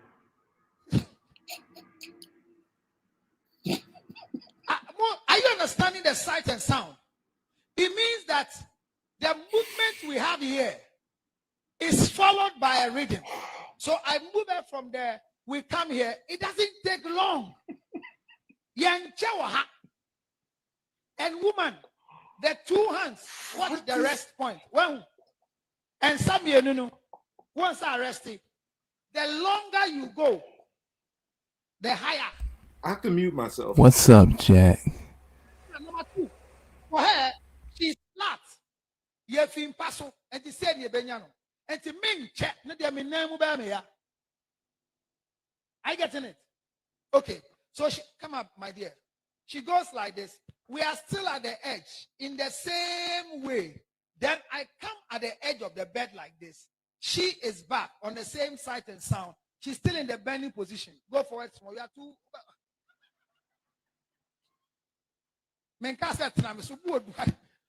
Suspend. So you suspend. Now, man, when you suspend this way, the man cannot do anything. Who is doing the work? So for her to be able to thrash up and down, this is what I need. What country is I need this? to go wider. But the more I go wider, remember, I'm going back. You go wider. The best thing should be forward. Yeah, I wouldn't be surprised if this is Nigeria. My stomach will now go flat. Then whatever she does, the pain, and this time the pain should be hard. Don't keep long. Nigeria. I say, don't do what? This is what the woman must be doing for you.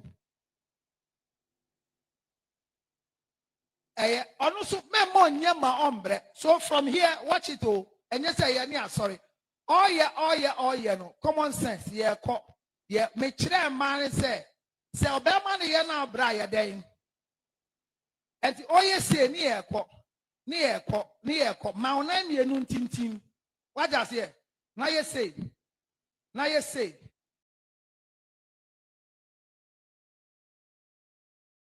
Oh wow. You're gonna remember for y'all who haven't done screen share before. When the YouTube comes up, I'm seeing this really big, and let's just say Chris must have wanted to see me turn as red as possible. I'm like, whoa, this is too much. What is going on? What is going on, Chris? That's a lot of ass. Yes, I'm like, whoa. Chris, commentary, please.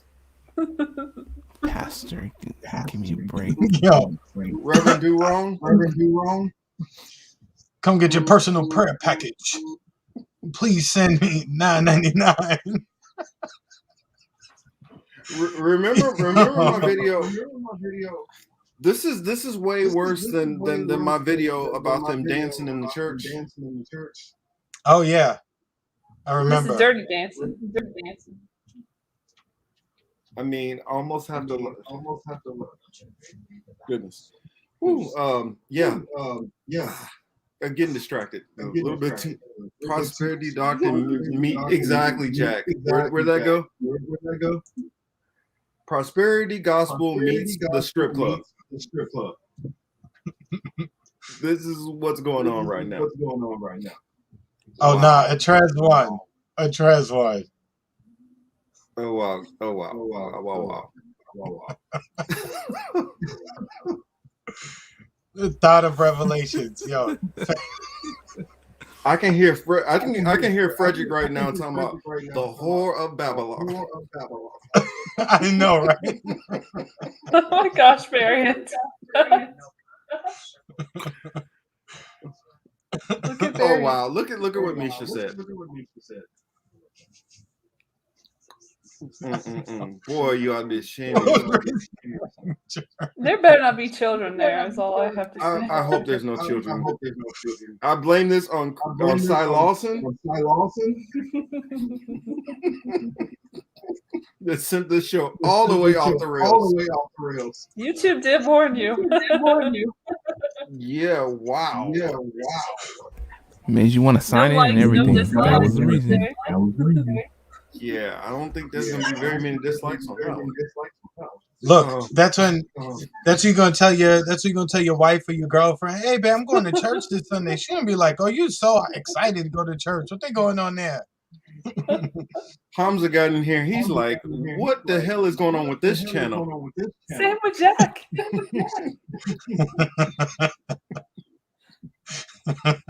Man, what did y'all unleash on the New Year's show? It's like after last year, 2022 is going to be a whole different political matrix, I guess. Yeah, exactly. Look at him. Wait a minute. Hey, how did you do that, Chris?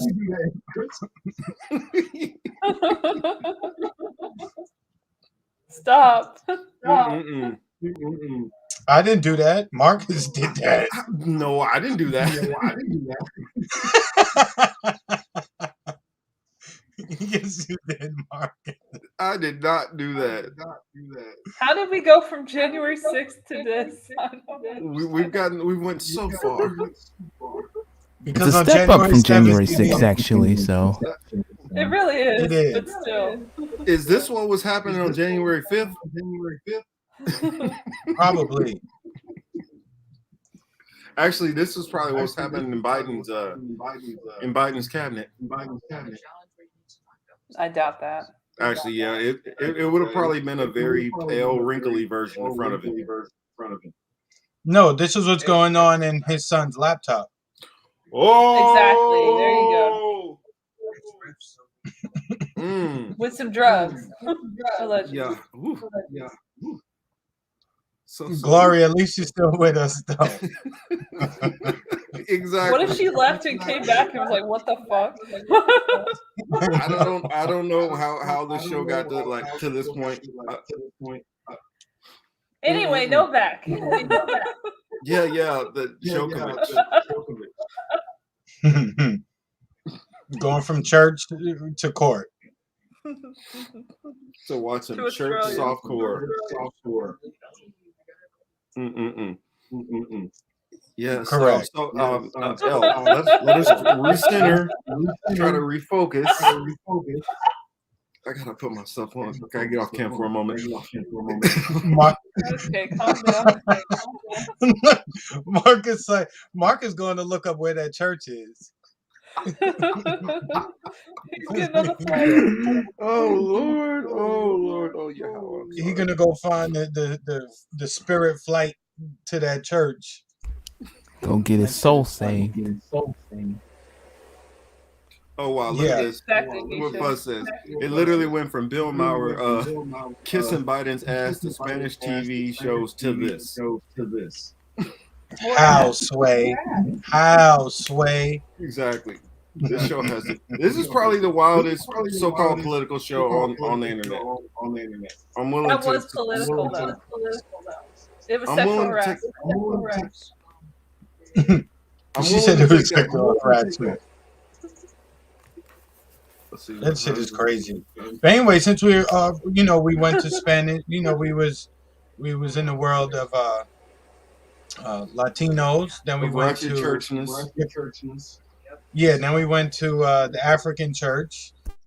Yeah, Gloria, he does. And then now L wants to take us to Europe. to talk about Jokic.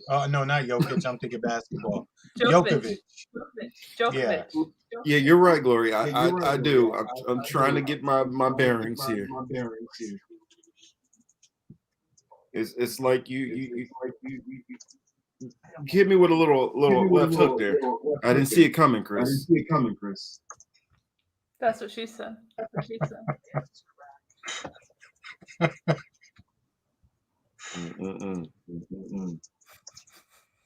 What was I going to pull up? Marcus, you all right, man? I'm kind of worried. Yeah. I'm veteran, like, yeah, I'm good. Marcus, like, Marcus, we can find the church afterwards. I can't be in that church. Well, okay, so we're talking about Djokovic, right? Yeah, Elle, go ahead. You can kick that off. Well, he's a tennis champion. The muting, the echo is still happening. Oh, I'll mute. It's from my speaker. I'll mute it. So yeah, Djokovic is a tennis player who was headed to the Australian Open. You guys probably know about that.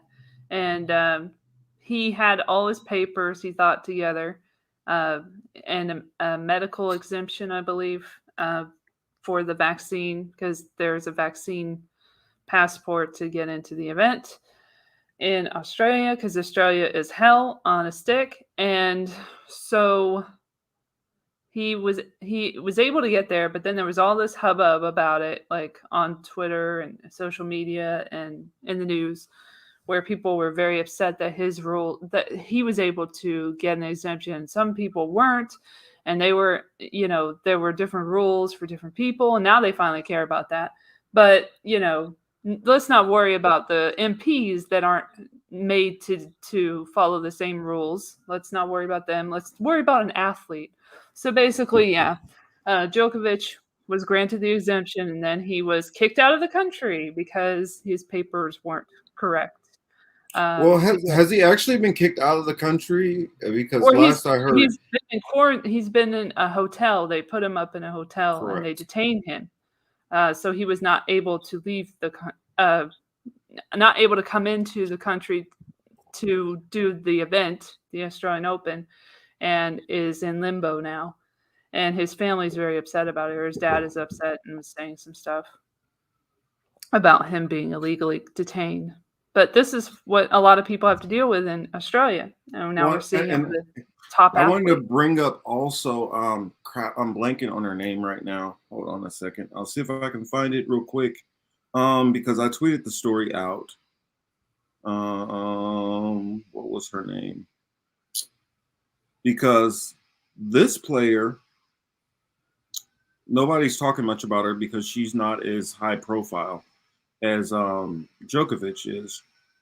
But there is a female doubles Czech tennis player who she was, actually, let me just go into the story and pull it up.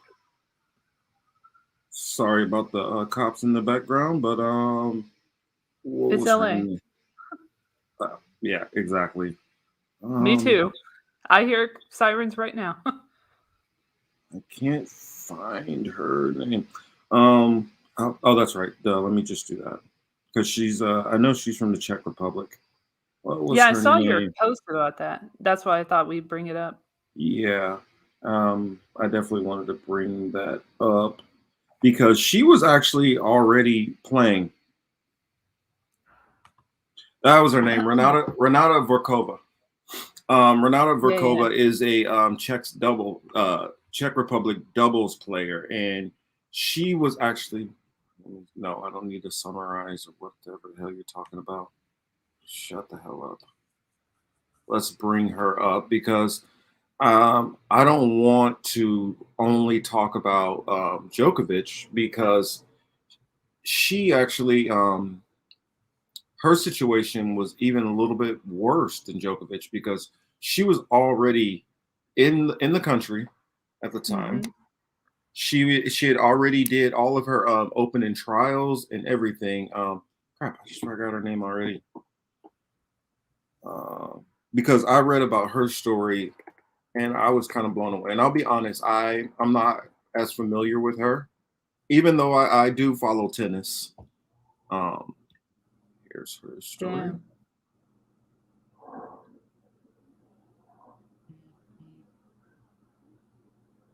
Yes, got to get through that. There we go. Are you guys seeing that? Yep. Yep, I see. There we go. Renata Verkova. Several others joined Novak in immigration detention for Australian Open. She had been allowed to be there, and she didn't test positive or anything. They said that because she was unvaccinated, that okay, all of a sudden she wasn't going to be allowed to play. Apparently, Novak, he was waiting until Monday to get a ruling on that because he was told before he was that he was going to be allowed his exemption.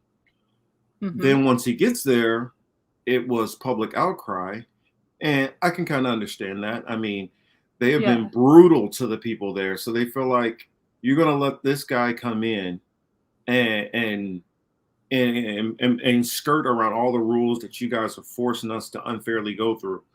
And the thing about it is, he is literally the number one player in tennis right now. And in the not world. Just right now. He has been, in the world. He's been the number one tennis player for, what do you say, Chris? Because Chris follows tennis too. Maybe 4 or 5 years. He's probably been the top player. I mean, if not number one, he's definitely been in the mix, between Federer, Nadal, himself. Like, it's always, he's always been up there. But again, as I said, they always have to find the high profile. Mm-hmm. They always have to find the high profile people to use to push their message and push their narrative. It's just the dumbest thing ever. I mean, you knew the rules. You granted him an exception, right? And it's just so stupid. Again, they just playing games. They're just playing games. That's all it is. Yes, 20 Grand Slam wins. Serbia's mad too. His country. Oh, I was wrong. It's been almost a decade. He's been like roughly number one, and Nadal could possibly take it from him here and there, but Nadal he's always hurt, so that affects his ability to, compete. But also Australia has a pretty good their top stud this year. They believe he has a chance at winning the Australian Open. And so I think some politics is going into it also, where some people there are trying to get a little bit of a home field advantage or home court advantage, actually. Look, the whole shit is dumb anyway, because if you're telling us that this Rona shit is so dangerous, why the fuck you holding a tennis tournament anyway, right? Number one.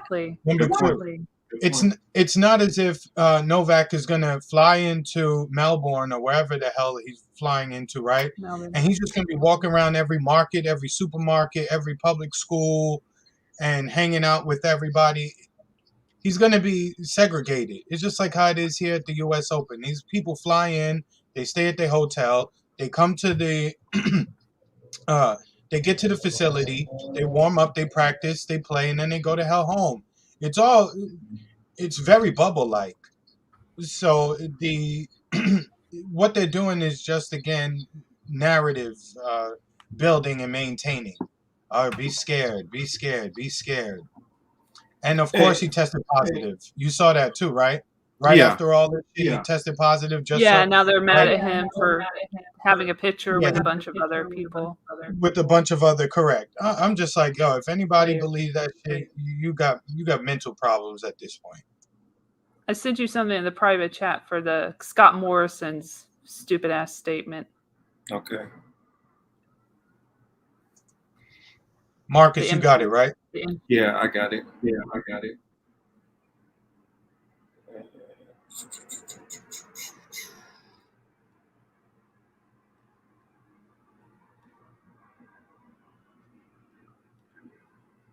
Just give me 1 second.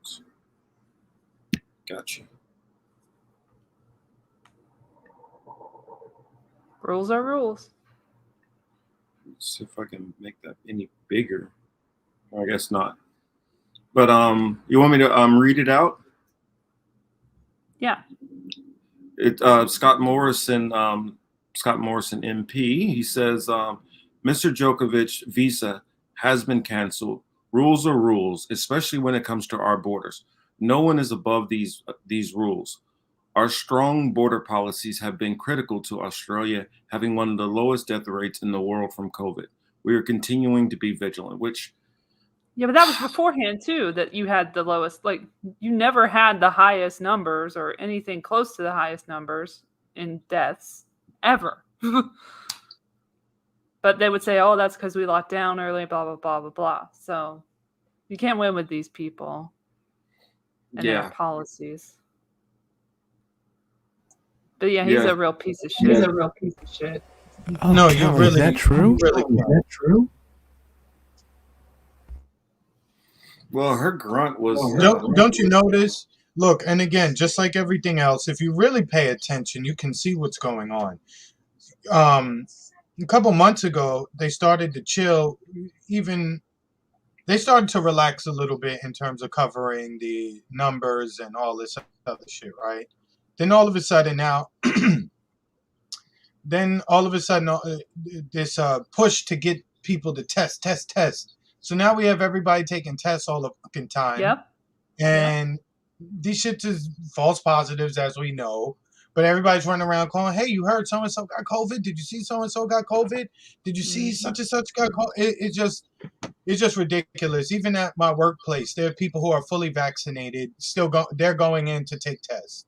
I don't understand. I'm like, you have protection. What the fuck you doing in here taking the test? It's not even required. And what's their response to me? Well, I just want to be sure. Be sure of what? What? You should know. Are you coughing? Do you feel sick? Do you have a fever? Do you have anything that you would have used to describe yourself as sick? Any of those symptoms? None. But you just want to make sure. If you cannot see the psychological operation is effective, like you just not paying attention. This shit is crazy.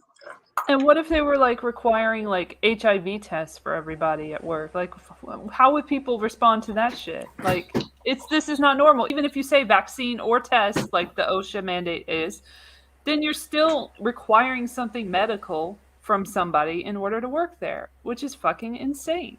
Believe it or not, what was it, in the 90s for certain careers, they did require HIV tests. And that was, but if you had a job which required an HIV test, you're working around a bunch of bougie shit liberals. They're the ones who always take these extreme authoritarian measures. They're the ones who go overkill, and they're like, I just want to be overkill safe. I don't care.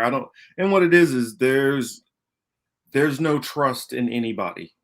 And so since they don't trust anybody and they look at everybody as the enemy anyway, then they treat them that way. There's no compassion in anything that they do. There's no logic to anything they do. That's the reason why they continue in these types of methods. Speaking of these types of methods and mandates, the Supreme Court. Yeah.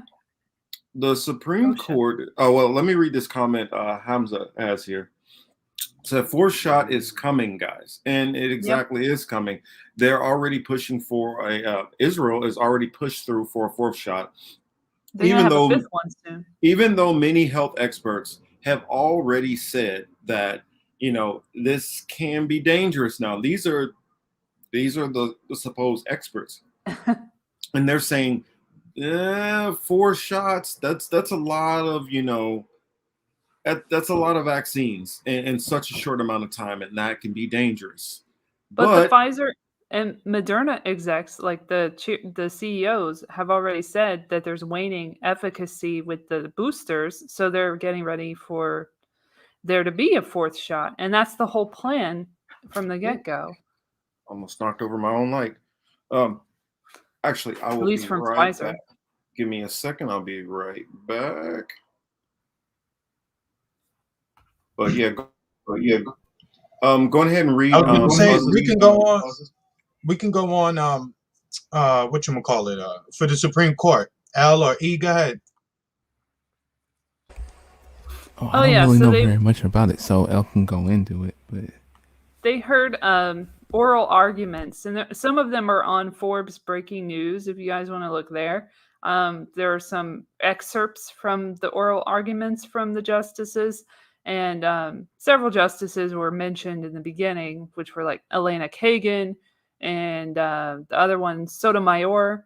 The liberal ones and the ones who are pushing for the segregation and medical procedures to be done. And also, if you don't know, if you missed the episode where I talked about the ETS that's at, under debate, which is the OSHA mandate for vaccine or testing at workplaces with over 100 employees in various fields. Then you would know that this is also testing and tracing, and databasing information.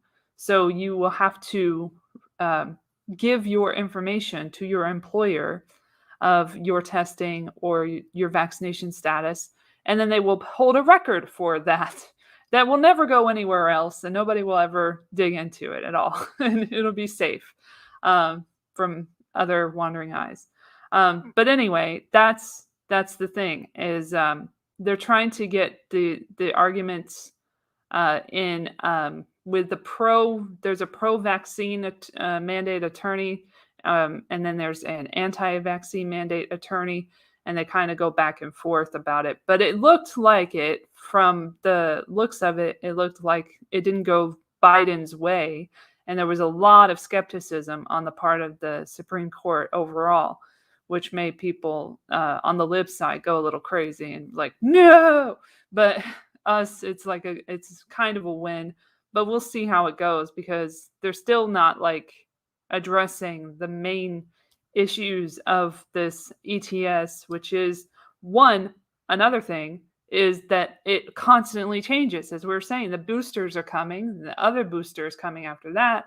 So that's not in the ETS or emergency temporary standard that they set forth, which is also supposed to have congressional approval normally for something that's a grave danger, which would be COVID-19 in this case, according to this rule. So basically, it's already outdated because it's from 2020 kind of legislation, or that's when it was written. And you can tell because you can read it. And I don't know if it was March 2020, but it was definitely early 2020 that they made the ETS and they wrote it. So it's already out of date to begin with, and they would have to start from scratch and rewrite it to make it up to date, as they say, for the fully vaccinated now.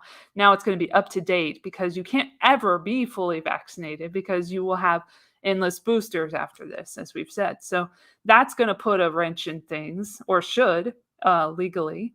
And then there's also the, as I said, the databasing issue, and then like the technical aspect of it. Can all these businesses afford all these things that they have to do, these measures?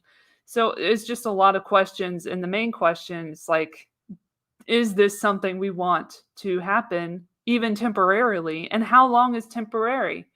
How long will it be until the emergency is over? So it's just really not an answerable question. And then we also have the transmissibility factor, which nobody wants to discuss really, which is that you can spread COVID-19 to other people if you are vaccinated, as we have seen, and there's a waning efficacy, as we have seen. So how is that going to be a good measurement, having the vaccine or testing, when either one can be, transmitted?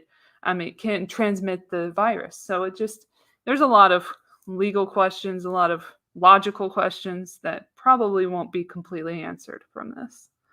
But it's interesting to watch. But and I just want to add to this the political side of things, right? What is it doing again? Oh my God, we have to vote. You have to vote Democrat because look at the Supreme Court.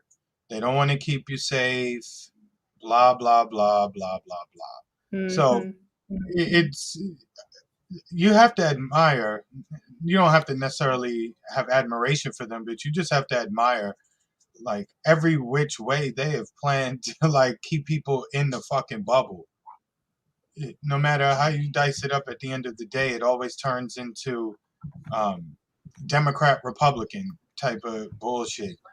I mean, even here in Florida, I'm telling you, you can see this shit. You know, you have all the Democrats like, oh my God, take tests, and we need to do this, and you need to wear a mask on a mask on mask, and you know, don't leave the house. We in You know, 95. people who are yeah, the people who are not like them, they're out enjoying their lives, you know, and it all boils down to them saying, well, the government needs to do something. Well, DeSantis doesn't care. DeSantis doesn't care, so we need to get him out of there. And his rivals down here who are running for governor, every single time she appears on television, she's got on a mask. She could be in a freaking warehouse by herself and with the cameraman, and she's got on a mask. It's so annoying. Oh yeah, Hamza, Cali in New York. Oh, yeah. Look, we got a word for that. That's pussy. Like, there's no other way to put it. Because all my Certain family's parts still of in Cali. New York. Yeah, of course. But Not all all my of it. family's in New York. Yeah, all my family's in New York. I know people in California, in addition to Marcus and L. And the things they tell me is just, they super soft, and I can't mess with them. I can't do it. Same with Illinois, it seems like as well. Yeah. Well, and that's because of and it's starting to get to the point. Anytime you're dealing with a so-called blue state or a or the cities, which because most of the cities fall up under that same blue. It doesn't matter how red that state is, if the city is blue, and like for instance, Illinois is a red state for the most part, but because Chicago is extremely blue, sometimes it makes it into a purple state, but it's only that one part of the state which is actually blue. And it's a neoliberal blue. It's not like I like to look at it as, it's not a deep, bold blue. It's a sky blue. It's a North Carolina blue. It's a soft blue. That's what the neoliberal blue is, in my opinion. Look, Marcus, real quick. Hamza said people in Cali are wearing face diapers. I got to calling them face condoms because I called the test a pregnancy test. When I go in the office on Monday, I tell them I'm going to take my pregnancy test. I'm trying to find out who the father is. And as I'm walking there, I got to put on the face condom so I don't impregnate anybody else. They're just like, yo, Chris, you got nuts. Like, but it's true, man. I can't. And Hamza, the people in New York, you may think they're aware, they're not as aware as it may seem. They're a bunch of idiots too in that state running around, and they're here now. You see so many plates, you see so many license plates on the road now. New Jersey, New York. Yo, nah, they don't get it either. Trust me. I've been calling them face thongs.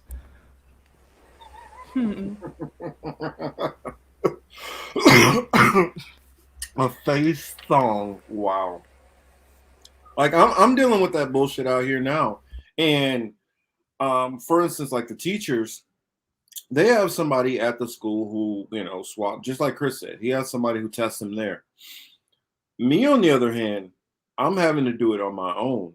So I spent part of the day out, driving here, driving there, trying to find places. And this is one thing I've noticed about California, which really pisses me off. California, from most every other state that I've lived into, Let's see. Hello, Lorenzo. How are we doing tonight? Thank you for joining us. What's up, Lorenzo? But if they put something online and says, all right, come, walk-ins are fine, walk-ins are fine. California's the only place I've been that they'll put up stuff on a website and you get there and none of this shit's true. It says, oh, well, you can put in for a appointment. Appointment's optional. Don't worry, you'll get there. That's fine. You'll get there. You'll have appointment. They don't care. Oh, well, we had this problem, so you guys, we closed at this time anyway. And I'm used to, for instance, if it's Florida, if they say that you have an appointment, then sorry, the place is just staying open until it deals with the people who have an appointment. They're not just going to be like, oh, well, sorry, we're shutting it down for tonight and you guys will just have to come in tomorrow. I mean, it's the only place I've seen where they will decide to just put up a random ass, just block off the road and don't even give you a fucking detour. They don't even give you another way around it. California, for somebody who tries to put, all these restrictions, there's not any explanation or clarity to how any of these things are supposed to follow through. Lorenzo says, I found this channel randomly. Exactly, because this is not a channel that's going to get promoted. I guarantee you that much. What is this channel about? Well, this channel is talking about, or would you like to explain? Chris? Yeah, I was gonna say it's about church and how to get you off with your partner. No, let me stop. No, we we discuss everything. We talk about serious political stuff. We joke around a lot. We try to make it like the barbershop, but we're not as male Free. focused. Yeah, we're not as free we don't either. do that. Correct. And we try to have discussions about things using humor and common sense, and we try to use code words because you can't say certain things these days because that'll get you in trouble. We're already a channel with 2 strikes, so That was my we fault. kinda That was behave- my fault. No, it was mine. It's Early both on, of we got no both strike. of you jokers. You have to blame them both. I take the credit. Hey, yeah. And I got the strike on my other channel on my own. So we talk about stuff which often people don't want talked about. On my other channel, I got what was it? I talked about what was going on. I played a little clip of them. I'm surprised I didn't kind of shit on them while I was playing the clip, but Crystal and Sagar, who completely did a disservice talking about Dr. Robert Malone.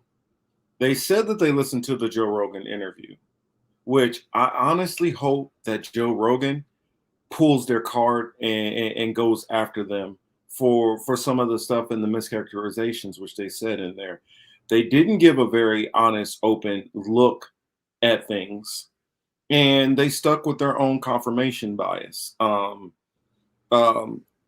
else? We need more Riza Islams right now. Well, we do our thing over here too, and if you check out my Hebrew apologetics page, you'll get to see some more stuff where I'll start doing some more content on there shortly. In fact, I believe I'll be going live tomorrow, so make sure to check that out if you're not subscribed to my Hebrew apologetics page with Marcus Cage. Lorenzo says, every time I step outside, I feel like I want to throw up. I refuse to believe that this is how we are living our lives nowadays. You are in good company. Yeah, you're at the right place then, because we all have the same gripe. Us here on the panel and our guests and colleagues who come on the show and the chat out there. We try to small club and you're in it. Yeah, this is a small club that you want to be in, because how I say it all the time, Chris always says, take care of you and yours always. And I say, when the shit hits the fan, you want to make sure that you have a tight circle around. And so when things go down, we look to each other to be able to, depend on each other when shit really goes fucking crazy. So, wait a minute. What do we have here, Hamza? Crystal Ball's husband, Jonathan, is one of the main guys behind LinkedIn. Makes sense. Wait, LinkedIn did you know Crystal Ball had was a mom with like 3 kids? Oh yeah. I thought she was like 30. No. What? She ain't no 30. No, I thought she was. I thought she was for a long time. Well, she's in her 30s still. I think Crystal Ball's 38. If See, I'm I not didn't mistaken. get. That's not the number I guessed. Let me double check because I want to say that I'm a year or two older than Crystal Ball.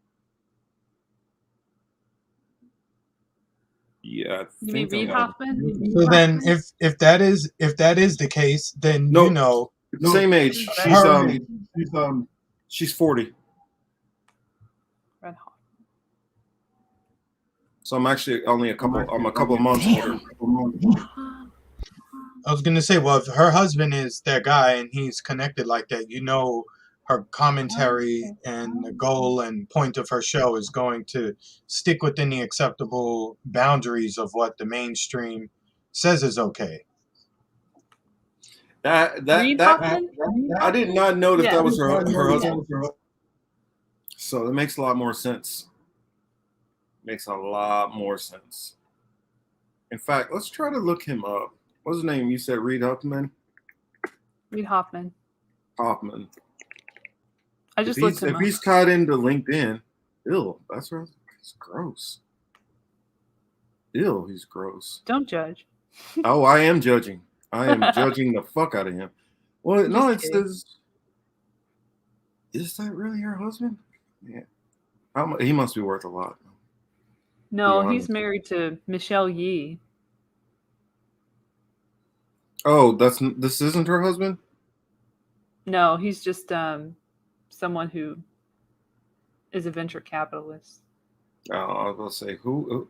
You know what? Let's go back. Let's pull crystal ball, the cloudy crystal ball, because it doesn't predict shit well at all anymore. Well, if this Reid Hoffman person, I don't think you really have to go beyond Hoffman, but if he donated $245,000 to her PAC, Zionist in training. Oh Lord, I didn't get that. Don't go there. Hoffman. Be good tonight. Oh, it's true. Come on. Well, actually, we've already been kind of bad tonight, so. I haven't even gotten to the cloth masks masquerade. Her father's a physicist. That's why. Her husband's name is Jonathan Derriane, whoever the hell that is. You know what? Maybe let's right click and see who the hell this guy is. You guys can get to see some on the fly researching. Let's see who this guy is. If there's anything interesting we need to know about him, because sometimes if you just look into their spouses, you can find out a whole lot.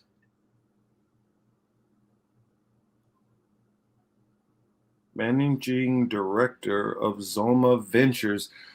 Are you telling me her husband is a venture capitalist? They mentioned that in the chat, actually. I can't remember which one said it. Yeah, I don't know. And Hamza is saying that one of his business partners is Mike Bloomberg. Again, Zionist. Oh, we already know who we're talking about. Quit you know what I'm saying? It's very easy to look, Marcus. We started off the show talking and taking shots in that direction anyway. And again, no matter where we go, what it is, you talk about it, you follow the money, it ends up same fucking group. Then there's Dustin Moskowitz. You guys should look him up. And I don't know how to say that, but hello and welcome to the show. Glad you're joining us tonight. Let's see. Is it Mythic? It could be. Mythic God Mythic is me. God is me. If we keep testing for different strands of coronavirus, we're going to be in lockdown for the rest of our existence. My thing is, they have shifted the goalpost. Mm-hmm. And they keep shifting the goalposts. Before, I thought we were just trying to stop the deaths. Then it switched from, no, we're trying to not only stop the deaths, but we're trying to get to COVID zero. And they realized COVID zero is not very realistic. So now we're going to shift from not clogging up the hospitals. But we're also not going to talk about the fact that across this country, they have been shutting down hospitals like crazy. And they've been shutting down wings of the hospital and getting rid of hospital staff. We're not going to talk about all that stuff that led up before this happened. And so if you already, and I'm just going to put this out here and say this. I work for a company which, I'm going ahead and put it out. I'm not going to say the name of my company, but my company deals with pumps and boilers. Many of these men go into hospitals on a regular basis. And you know what they all tell me? These hospitals aren't full like people keep saying they are. Is there a 4-hour wait in the emergency room, 5-hour wait? Yeah. Was there a 4 to 5 hour wait in the emergency room before COVID came along? Yeah. So if our hospitals have always been kind of backed up when you go to the emergency room, and you add anything to it, is it not going to clog up the hospitals to some degree?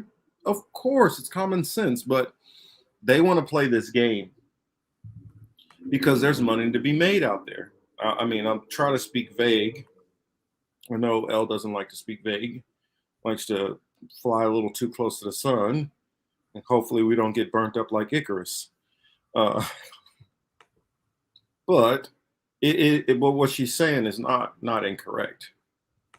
I want to show a little bit. I want to show you guys a clip from what was his name? Trying to remember the guy's name. Supreme Court Justice. And this is one of those clips they were talking about. What the heck? Clarence Thomas. That's who you're talking about? Yeah. Alito's is better. Yeah. Alito's is better. Oh, you said Alito's is better? Yeah, I think it's a better one. Look up Forbes breaking news. Oh. Forbes. I'm And the literally good thing over about there. it, the clips are not that long.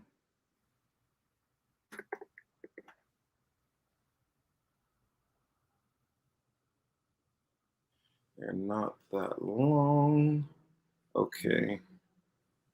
You can go to the Where's channel and there's a this? bunch of them. I'm seeing, no, that's Treasury Secretary. See 8 more. Go to the channel, yeah. Yeah, I'll click on the actual channel. And then you'll see all of them. Amy was actually not that bad either. Comey Barrett. Which one? I'm not, let me open up more. You got to go to videos, man. Yeah, I'm in the videos. Oh, you go that way. Okay. I usually just click on videos and then go from there. It's more up to date. 8 hours ago. This is 8 hours ago. Let's see. 8 hours.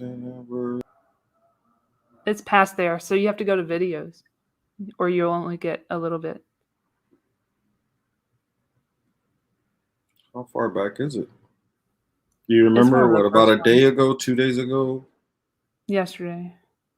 Oh, well. I don't want to be misunderstood. I don't want to be misunderstood. It was over there.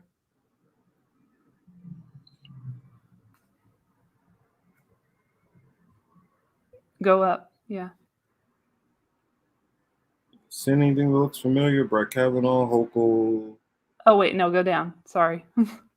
No, go up. Oh my gosh, you're totally the right direction. I apologize. Okay. Are you seeing it anywhere? It's right there. I don't want to be misunderstood in making 11 hours ago. Okay. On the issue of whether you're trying to squeeze an elephant into a mouse hole, and the question of whether this is fundamentally different from anything that OSHA has ever done before, I want to see if it might be fundamentally different in at least two respects, and get your answer to the question. Most OSHA regulations, all of the ones with which I'm familiar, affect employees when they are on the job, but not when they are not on the job. And this affects employees all the time. If you're vaccinated while you're on the job, you're vaccinated when you're not on the job.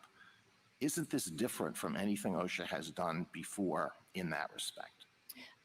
So two responses to that. First, of course, there's also a mask and test option here. So I think even on that analysis. Right now I'm talking just about the vaccine. So focusing just on vaccination, I think that that's a way to describe it, that it also provides protection when you're not at work. But OSHA was directly targeting and trying to provide the protection at work. And I don't think there's any basis in the text of the statute to think that this kind of protection is off limits. I mean, suppose this is a little science fiction, but maybe it will illustrate a point. Suppose that this protection were provided not by the administration of a vaccine, but by waving a wand over employees when they arrive at work. And suppose that wand also had the capability of taking away this protection when the employee leaves work. Would OSHA have the authority to tell employees, you must have this wand waved over you when you arrive, but you can't have it taken off when you leave? No, I don't think that OSHA would have that authority. All right, so it's different in that respect. And here's another respect in which it may be different. And I don't want to be misunderstood in making this point, because I'm not saying the vaccines are unsafe. The FDA has approved them. It's found that they're safe. It's said that the benefits greatly outweigh the risks. I'm not contesting that in any way. I don't want to be misunderstood. I'm sure I will be misunderstood. I just want to emphasize I'm not making that point. But is it not the case that these vaccines and every other vaccine of which I'm aware and many other medications have benefits and they also have risks? And that some people who are vaccinated and some people who take medication that is highly beneficial will suffer adverse consequences. Is that not true of these vaccines? And if that is that true? That can be true, but of course there is far, far greater risk from being vaccinated by orders of magnitude. Right, there is some risk. Do you dispute that? There can be a very minimal risk with respect to some individuals, but again, I would emphasize that I think that there would be no basis to think that these FDA-approved and authorized vaccines are not safe and effective. They are the I'm single not most making that point. I tried to make it as clear as I could. I'm not making that point. I'm not making that point. I'm not making that point. There is a risk, right? Has OSHA ever imposed any other safety regulation that imposes some extra risk, some different risk on the employee, so that if you have to wear a hard hat on the job, wearing a hard hat has some adverse health consequences? Can you think of anything else that's like this? I can't think of anything else that's precisely like this, but I think that to suggest that OSHA is precluded from using the most common, routine, safe, effective, proven strategy to fight an infectious disease at work would be a departure from how this statute should be understood. Can I just say, General, that regulators think of risk trade-offs constantly when they make regulations, that there are constant situations in which there are risk trade-offs, risks on both sides, but one risk vastly outweighs another risk, and that comes up throughout regulatory space.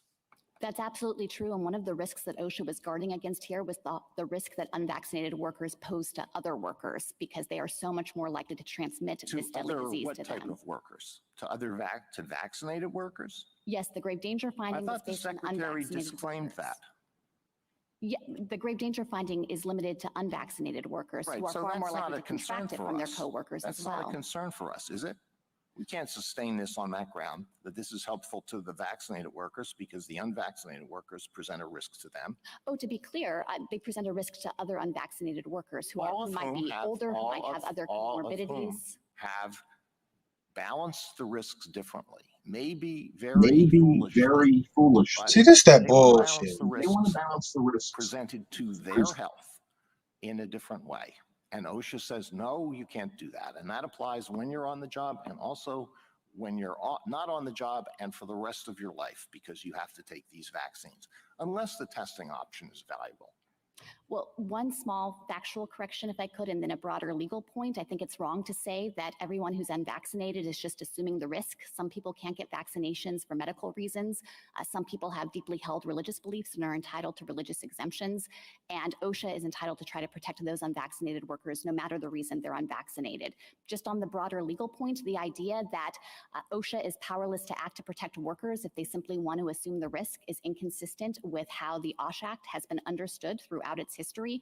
OSHA frequently requires employers to require that the employees use protective gear or take precautions. Isn't it the case that most of the time there's this strong reason for saying that it isn't a defense to an OSH Act charge that the employers assumed the risk voluntarily, that under most circumstances, employers have an incentive to avoid compliance. All right. I guess I'll put up the inconvenience of a we'll regulation. put up that other one too while we're at it. Go ahead and play them both. Or did you guys have any comments you wanted to step in and say? Or implied Wait a minute. Oh shit. Waive the protection of a regulation, a protective regulation. But there's no such incentive here. They're free. The vaccines are free. And to the extent they keep workers healthy and on the job, it's in the interest of the employers to have them vaccinated. Well, certainly the fact that workers in the past have not wanted to use certain protections has not provided a defense to regulations that have been issued under the OSH Act. OSH Act. Just the way she says that. It's just trash. I know, like, for instance, in Maryland, they just sent a bunch of people. They just sent maybe a week or two ago. They sent people home. Like, they had to work from the office. It's crazy. I'm working on a transaction with people from Baltimore, and they're stuck working from home. You know, we're I think okay Neil here. Gorsuch mentioned, like, you're not going to have many employees because they're just going to go home. They're just not going to work, and it's going to be a whole mess. Like, you're going to have a staffing shortage. He mentioned that in his Again, create argument. the chaos, bring the order, build back better. You know, that's basically what we're dealing with at this point in time. And we can see it to different degrees around the world. And we can, you know, if you look at, like, as we discussed earlier, you see what they're doing in Australia, then you look at some of the other Western European countries, then you look at the United States. You can see it's all part of the same playbook. They're just to different degrees. Australia being the most extreme, and us would probably be viewed from their side of things as the least. But we have some crazy shit that happens here too. We have the mass psychosis that doesn't exist. Was there another one that you wanted me to play? Well, she has some good points here, Amy Coney Barrett. Okay.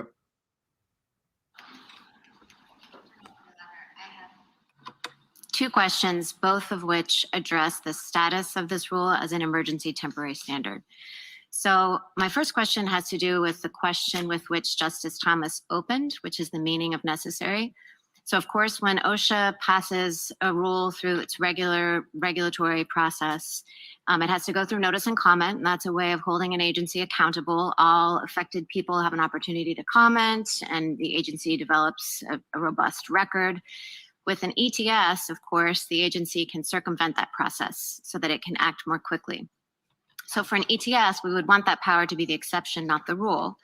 And one contrast that the applicants point out between OSHA's authority to issue an ETS versus a regular regulation is that for its exercise of power in the normal course, it need only find that a regulation be reasonably necessary, but for an ETS, it has to satisfy a necessary standard.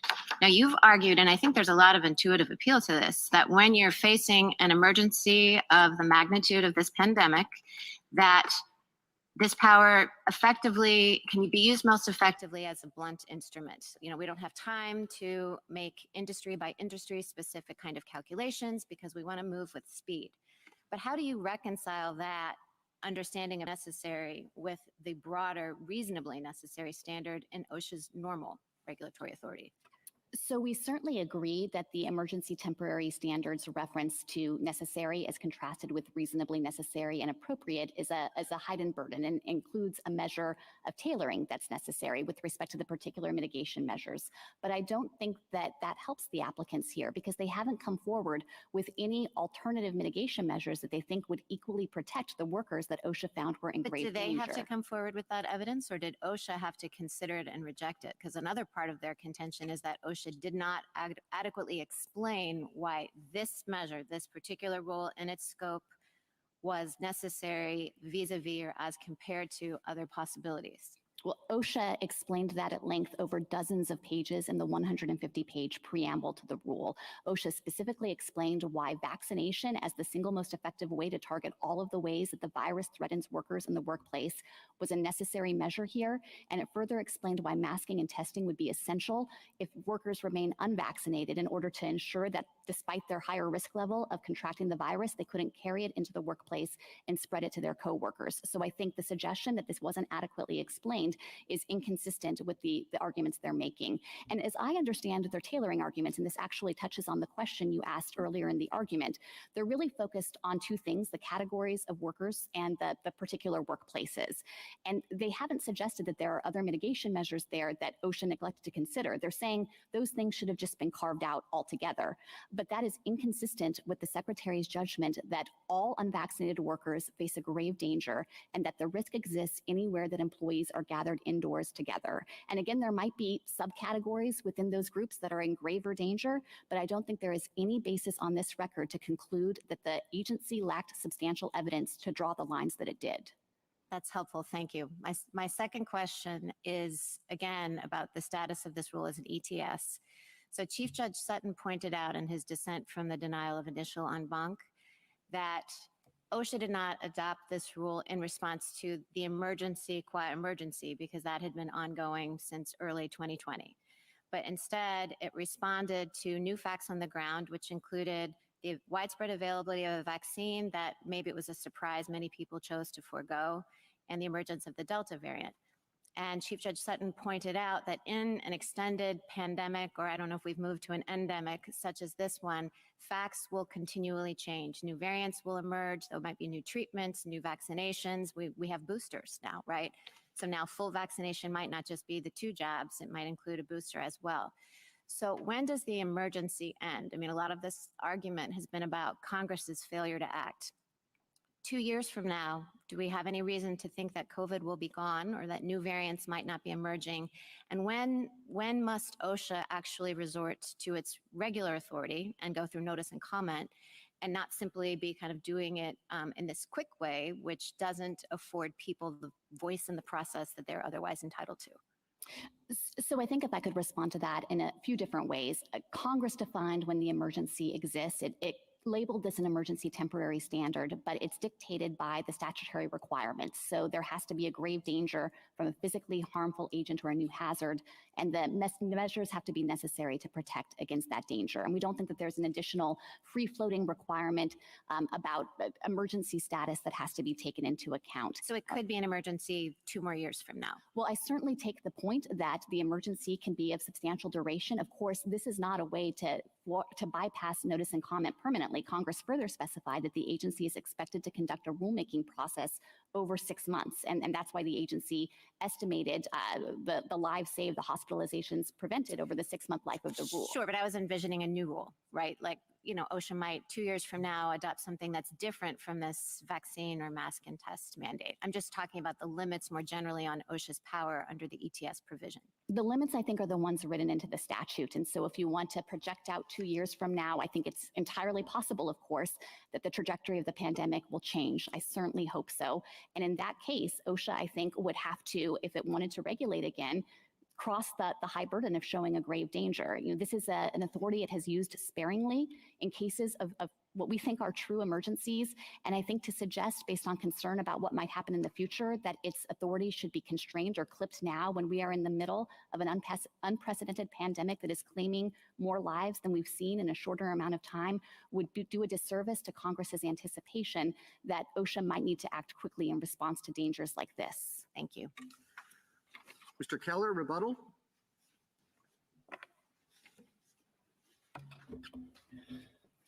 2 points, Mr. Chief Justice. First, we need to stay now before enforcement starts. Our members have to submit publicly their plans to how to comply with this regulatory behemoth on Monday. Vaccines would need to occur by February 9th. You would need 2 vaccines to comply. Those vaccines would have to start immediately. Tracking and record keeping cannot happen overnight.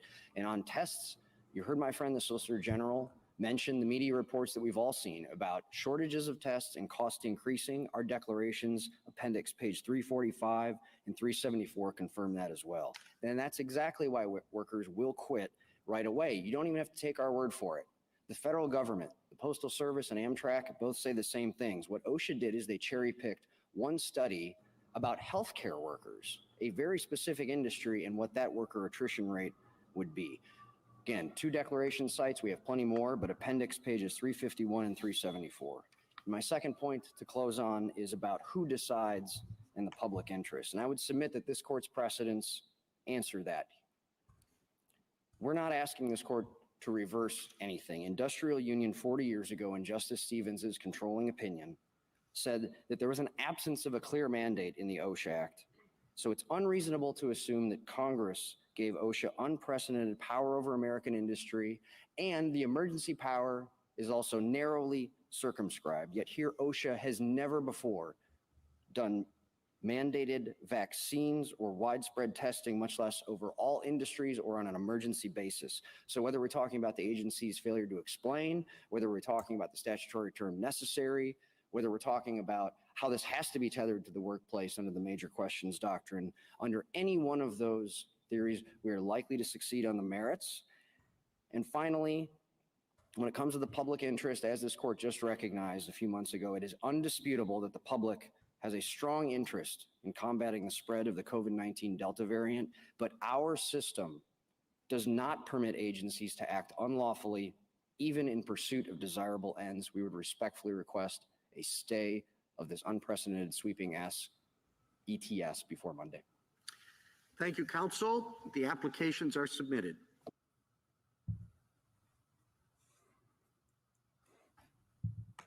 So yeah, that was like him asking for a stay so that they wouldn't have to do the mandates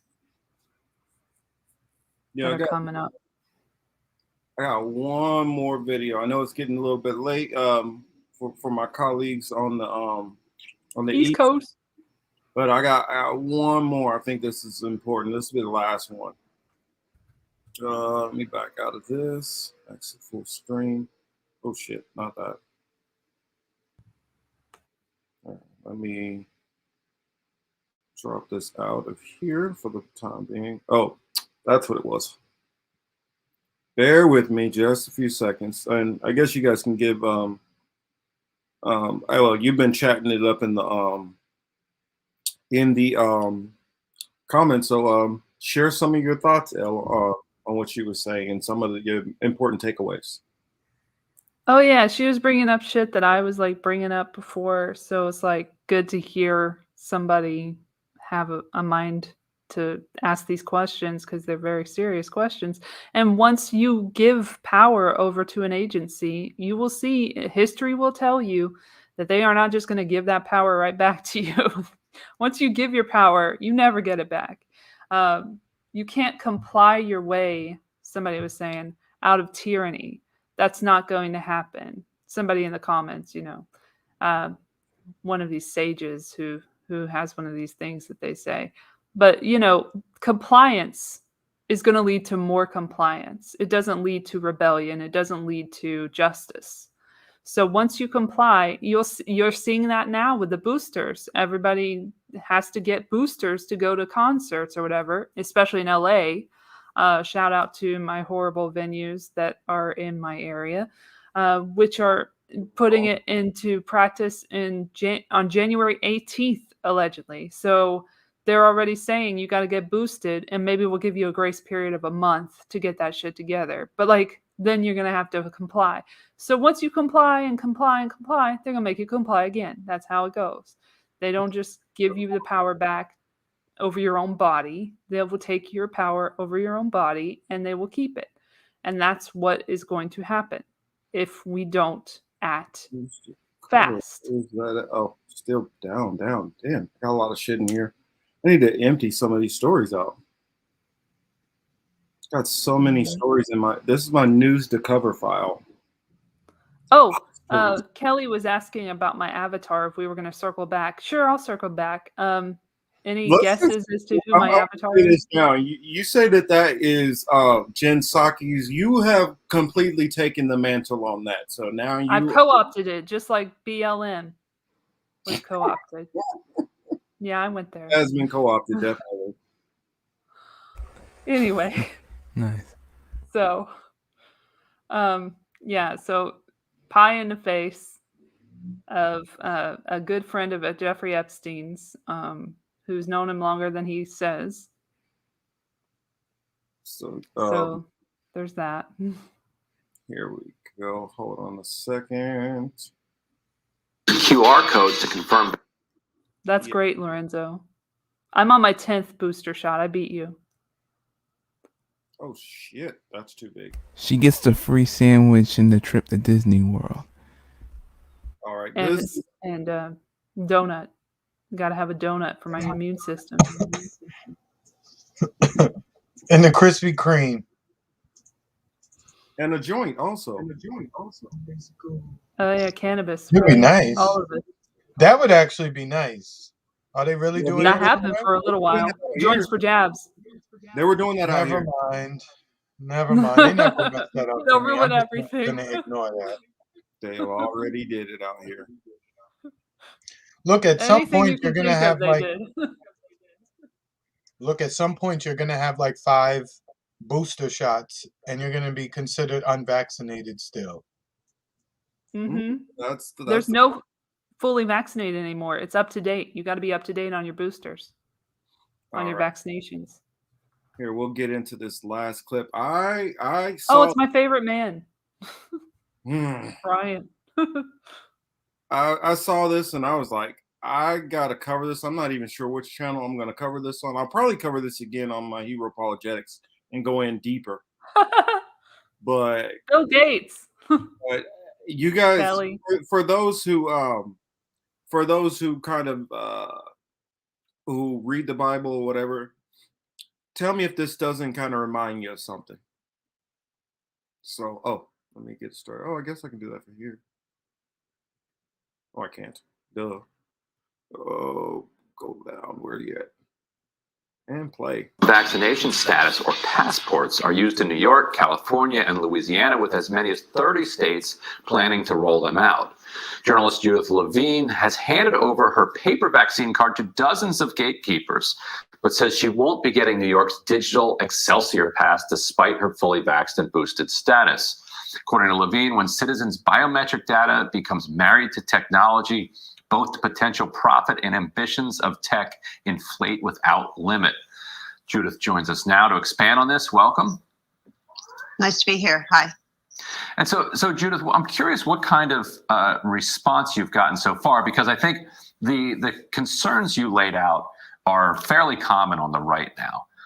But on the left, where you might have expected them to be more prevalent maybe in years past, in the midst of this pandemic, the pressure has been more on, complying with all these regulations to get out of this pandemic. So, what has been the reaction that you've gotten from people around you to this piece?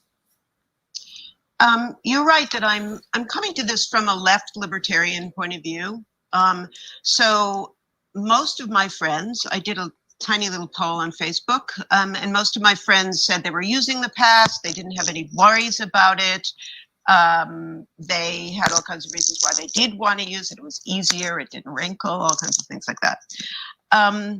But I do have to say that people were alerted when I talked about the potential for surveillance. They're talking about not just in the United States, but in the EU and around the world, using this kind of digital technology, which they also call ID verification, for all kinds of things, not online gambling, cryptocurrency, and to link these all with medical and biodata databases. And so you could imagine, and in fact, even the tech people are talking about a globally linked surveillance network that would be accessible by, we don't really know by whom.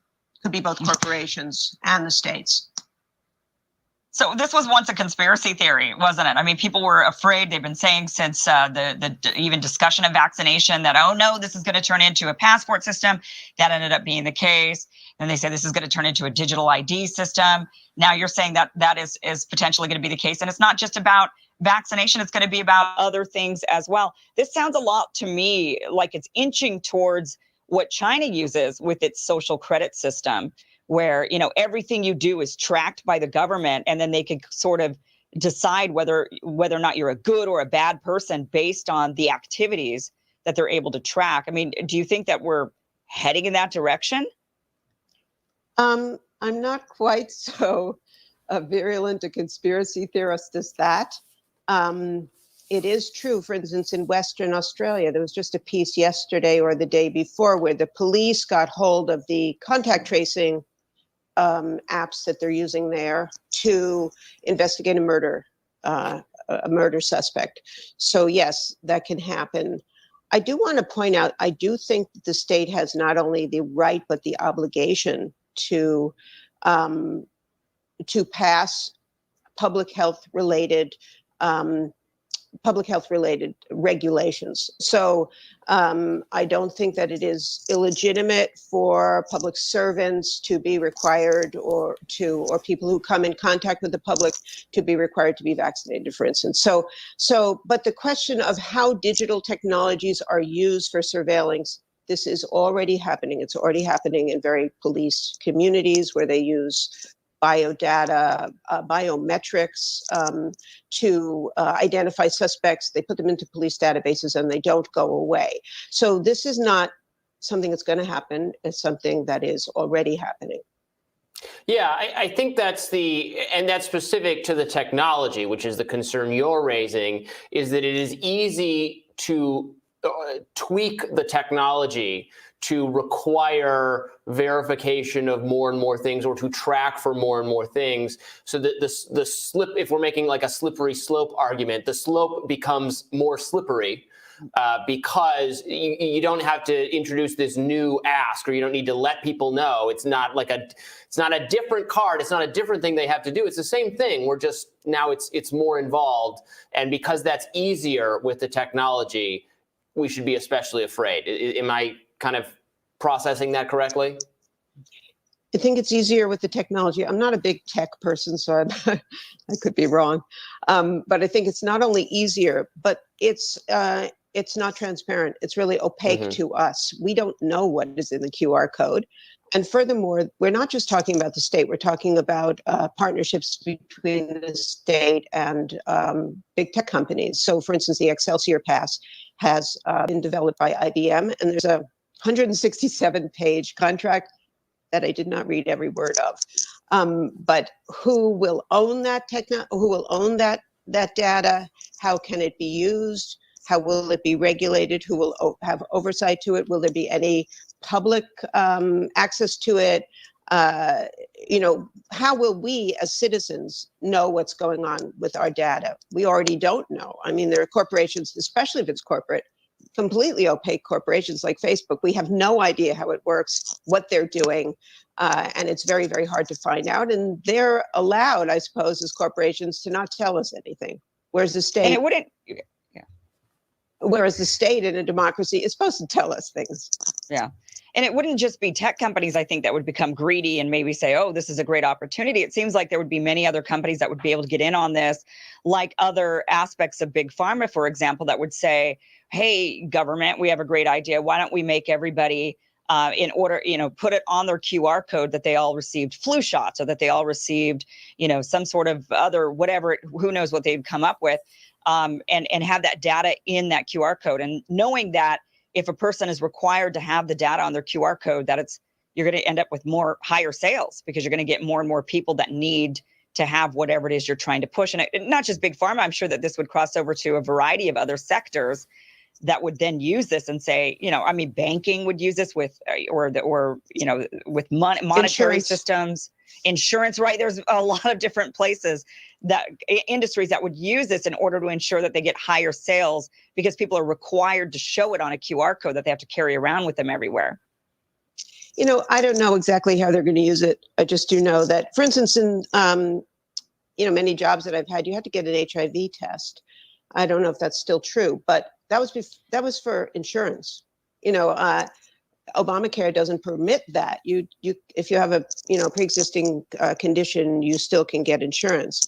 But insurance certainly does use pre-existing conditions, private insurance, to exclude people. So that's the one. I do want to talk about the other side of this story. The one side of the story is this, that's gigantic, big brother plus the corporation watching absolutely everything we do. On the other hand, we're trying, the pandemic has accelerated a trend that's been happening for a long time, which is that we're becoming less and less in the public. We are mediating all of our communications digitally. We don't see each other so much. We have now decided it's a lot easier to stay home and work and not go to the office. And so the very idea of the social and of the public good is eroding. And the vaccination passport is a passport into that world, which I think is really important for us to promote and to preserve. One side also that I would like to present that is to the positive of something like a QR code, or I know that there's, again, the conspiracy, which I don't know, there's reports of the microchip, right?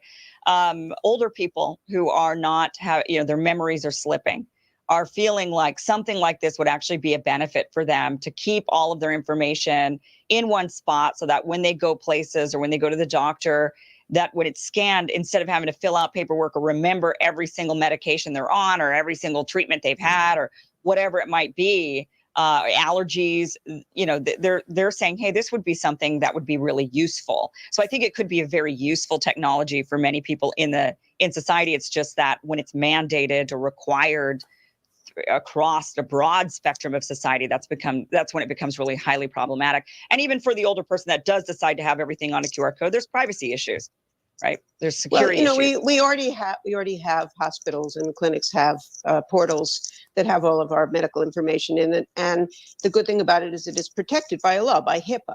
So you can't just get into it. You have to have, multiple authentications and so on. So that already exists. You don't have to carry it around.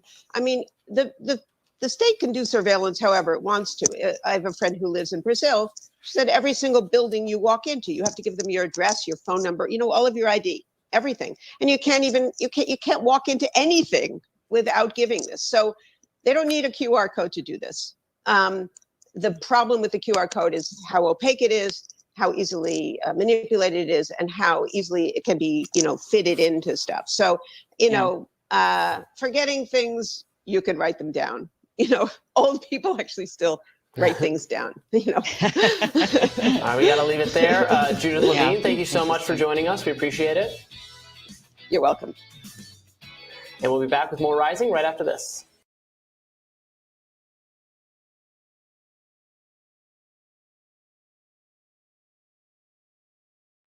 Yeah, so what did you guys think of that? That was a lot. They also have just real quick, that we've talked about on here, if you guys didn't remember, the WHO had a document about digital vaccination records, which you guys should check out. We did a whole segment on that, I think, but not too much of it because Ryan Christian from The Last American Vagabond did a really good report about it back in the day. when it was like hitting the streets. But it's from August 2021, and it's a whole August 27, 2021. I think was the date of this document, and it details how everyone's going to have a record of vaccination across so many countries. But they're not gonna, make anyone get vaccinated, is what they say in there. But like we've seen that that's not completely true. So it does show like how, the technology that they'll use to implement that system. Yeah, I guess my point on it was I think you could see the vaccination thing, but I don't even think the vaccination thing is the big push. That's not what that's only a portion, a small portion of it. We've reported on it before. What we showed that they were trying to do in Sweden, which is the trend in Sweden, people are getting microchipped.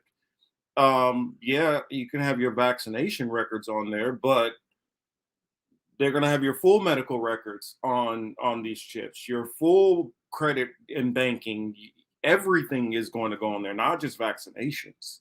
And they also will be able to keep track of you on that, just like they're able to do with our phones right now. Our phones have chips in it, laptops, computers, our phones, cards, everything has chips in it. And what their goal would be is to put all that onto one system.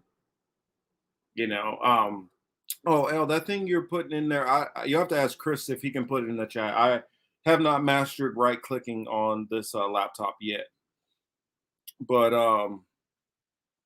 that's what we got. That I believe is coming. That it's gonna be more than just COVID related. COVID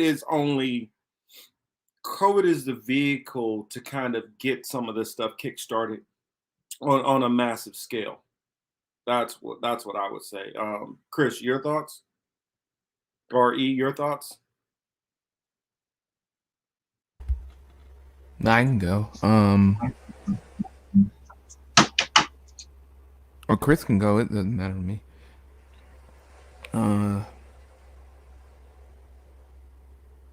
I have more and more thought that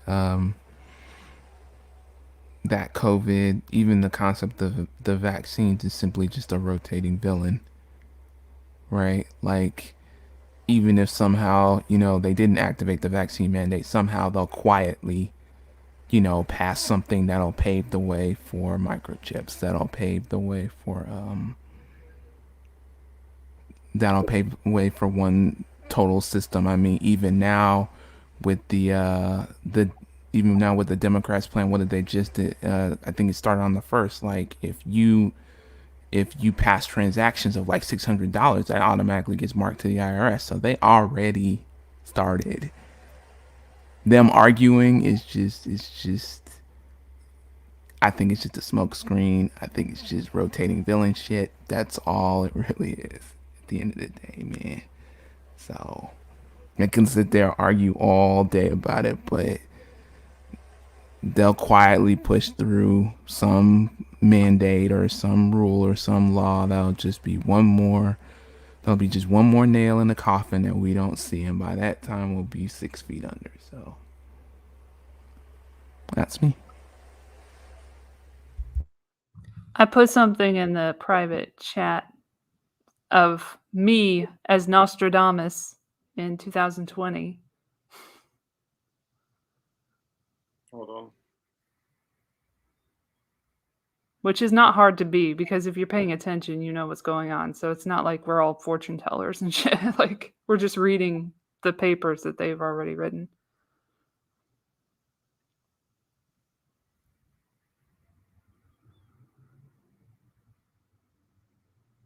No, go ahead. And like, nobody saw this, of course, but I can still say, hey, I said this shit.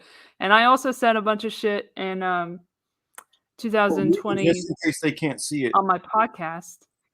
It says 2020, just wear the fucking mask. Everyone else is doing it. 2021, just take the fucking vaccine. Everyone else is doing it. 2022, just get the fucking Microsoft microchip. Everyone else is doing it. that's how it progresses. And maybe I didn't get it right with Microsoft, because at the time that was the thing that had the patent for it. But now, it's going to be more competition for the microchip, at least. So, yay, no monopoly. I hate monopolies. This was from July 14th, 2020. So, okay, And I had a whole episode of the podcast, sorry to interrupt, that I detailed everything that's happened pretty much since then. It's freaking weird listening back. From the lockdowns to the fucking COVID 1984 bullshit, the vaccine mandates, everything. I detailed everything that would happen. And my co-host at the time did not agree with me about things. And you can literally hear our relationship dying, which is great. So, fun facts. Yeah, we talked about it here quite early, way before everybody else. But I mean, as a kid, I could have predicted this. I mean, Revelations was my favorite book of the Bible, and it literally talks about getting, imprint in your hand or your forehead. So anybody who's read the good book, they shouldn't be too surprised by some of this stuff. Bye, Kelly. We love you. But yeah, we are going to go ahead and get out of here. Yay, 3 hours. We're done. Yay.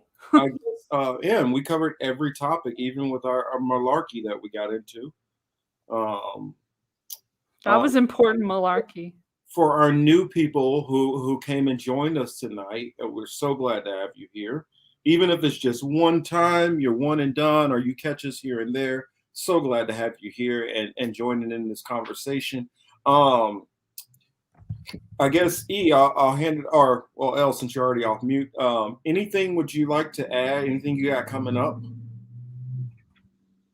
No, well, one, I wanted to say that we did the Matrix radio play, and it's getting some play, which is good, on here. And the best version is on this channel. I did post it on my website, and it's surprisingly got some downloads, but it's just basically a very shitty recording of the events from my end. So it's basically, you just hear me, and sometimes I breathe kind of hard on the mic. So it's really fun. But, the version that's best is on this channel, The Political Matrix, and you can check it out. It's the video right before this one, so you can't miss it. And as for the podcast, the new episode will come out towards the end of the month as usual. Don't know exactly what it'll entail, but I will get into all the shit that we can't really get into here because I got documents, I got information, and I like to spread it as much as possible. That's my jam, Lorenzo, in case you're wondering.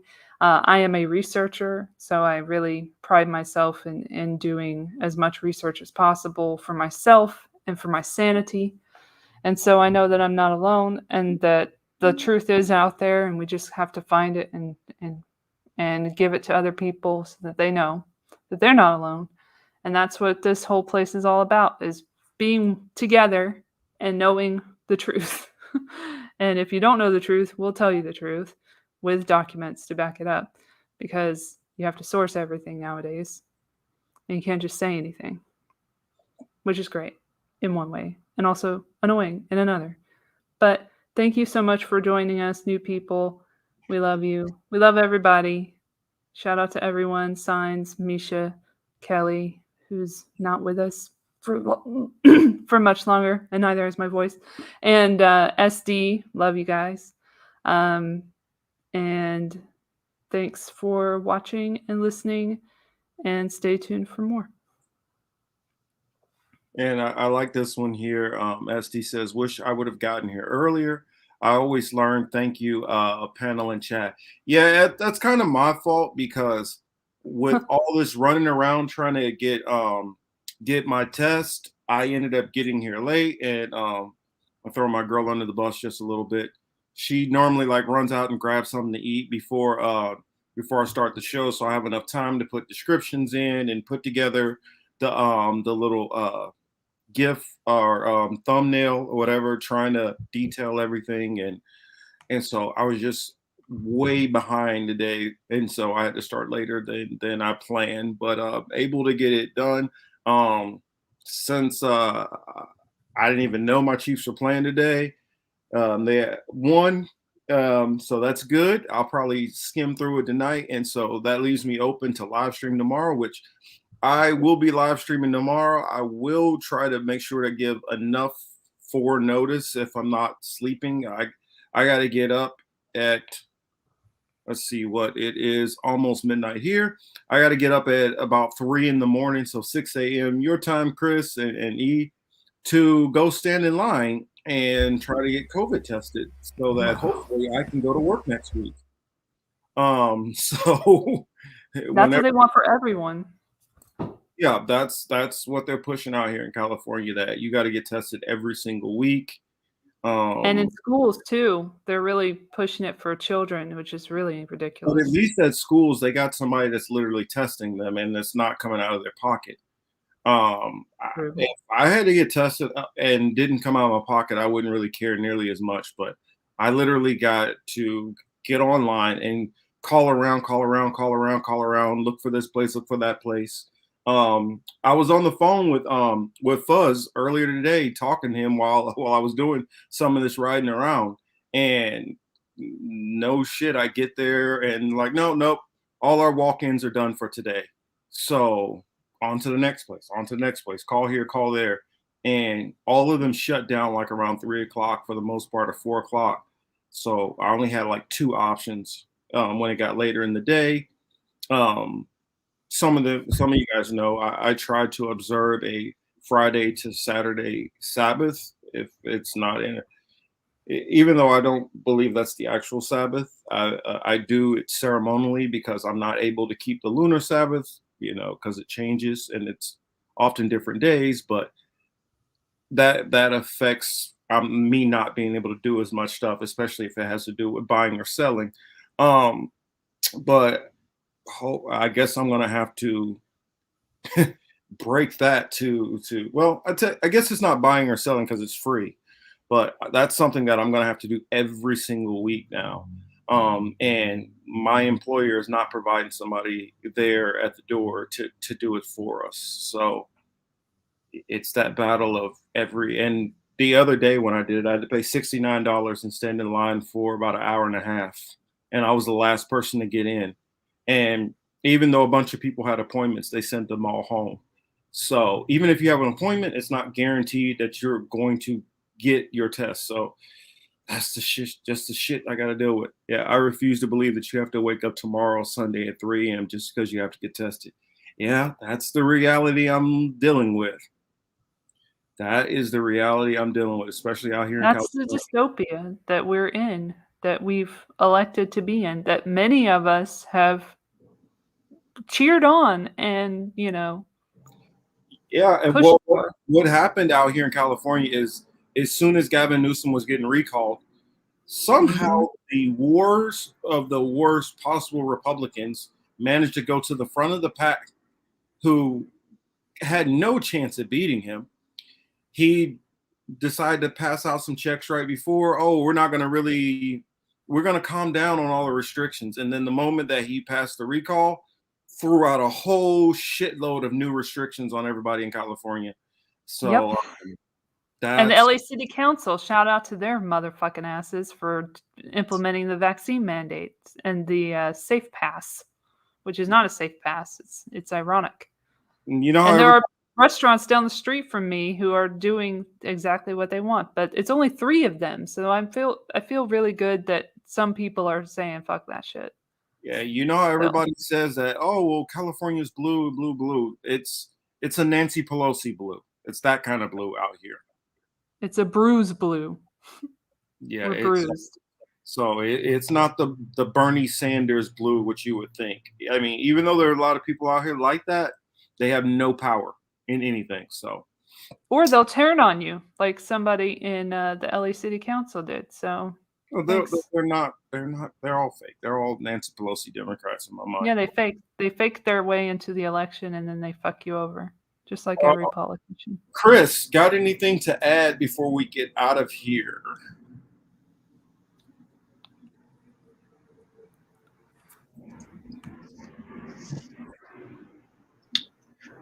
No, I mean, basically everybody covered it between you and L and what E said. You guys touched on all bases. Again, as far as with the chips and, all that other shit, they told us it was coming long time ago. I mean, there's this old book. Some people go off. There's a KJV version. They've talked about it there. Maybe they didn't have the name of the company that was going to be doing it, but, they told you that was coming too. So, as they say, nothing new is under the sun. Yep, and that's in that book too. I want to show you. I'm gonna show for Misha and for Fuzz. Lost Tribe.